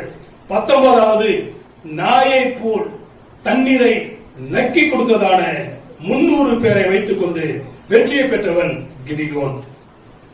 உன்னை திடப்படுத்து என்று ஆண்டவர் சொன்ன பொழுது தன்னை திடப்படுத்திக் கொண்டவன் கிதியோன். 21வது அந்நியர் பாளையத்தில் இருந்த மனுஷனிடத்தில் சொப்பனங்கள் மூலியமாக தன்னுடைய வெற்றியை நிர்ணயம் பண்ணினவன் கிதியோன். 22வது அந்த 300 பேருக்கு எக்காலங்களையும் 300 பேருக்கு தீவட்டிகளையும் 300 பேருக்கு பானைகளை கொடுத்து மிகப்பெரிய வெற்றியை பெற்றவன் இந்த கிதியோன். 23வது ஜனங்கள் எல்லாரும் ஆர்ப்பரித்தார்கள், கர்த்தருடைய பட்டயம் கிதியோனின் பட்டயம் என்று ஆர்ப்பரிக்கும் பொழுது வெற்றியை பெற்றவன் இந்த கிதியோன். மீதியானுடைய 2 அதிபதிகளை கொன்று குவித்தவன் இந்த கிதியோன். 24வது பார்க்கும் பொழுது இப்ராஹிம் மனுஷரோடு கூட சமாதானத்தை ஏற்படுத்தினவன் இந்த கிதியோன். 25வது சுக்கோத்தின் மனுஷருக்கும் பெனிவேலின் மக்களுக்கும் தான் சொன்னபடியே அவர்களை மாம்சங்களை கிழித்தவனும் கோபுரங்களை இடித்து போட்டவனும் இந்த கிதியோன். கிழக்கத்திய சகல சேனைகளின் மேலும் வெற்றி பெற்றவன். நியாயாதிபதிகள் 8ஆம் அதிகாரம் 10-12 சகல சேனைகளிலும் ஜெயம் எடுத்தவன் என்று கிதியோன் என்று சொல்லப்பட்டிருக்கிறது. அப்பதான் சேபாவையும் சல்முனாவையும் கொன்று குவித்தான் என்று அவைகளை நாம் படிக்கிறோம். 27வது இருவரையும் கொன்று கொடுக்கிறான். 28வது நானும் உங்களை ஆளமாட்டேன், என் குமாரன் உங்களை ஆளமாட்டான், கர்த்தரே உங்களை ஆழ்வார் என்று சொன்னவன் கிதியோன். இவன் செய்ததான ஒரே ஒரு தவறு 1700 சேக்கல்ல ஒரு தங்கத்தில் ஒரு ஏபத்தை செய்தது இவன் பெரிய செய்ததான தவறு. அது கிதியோனும் அவன் வீட்டாருக்கும் கன்னியாய் மாறினது. அது 29. 30 அவனுடைய கருப்ப பிறப்பான குமாரர்கள் எத்தனை பேரு? 70 பேர். அவனுடைய மறுமனையாட்டி ஒருத்தர் இருந்தால் அவனுடைய மறுமனையாட்டி பெற்ற குமாரனுடைய பெயர் அபிமெலக். 8ஆம் அதிகாரம் 31வது வசனம். 8ஆம் அதிகாரம் 32வது வசனம். நல்ல விருத்தாபியத்திலே பூரண வயதிலே கிதியோன் மரித்தான். அதோட அவன் சாப்டர் ஓவர்.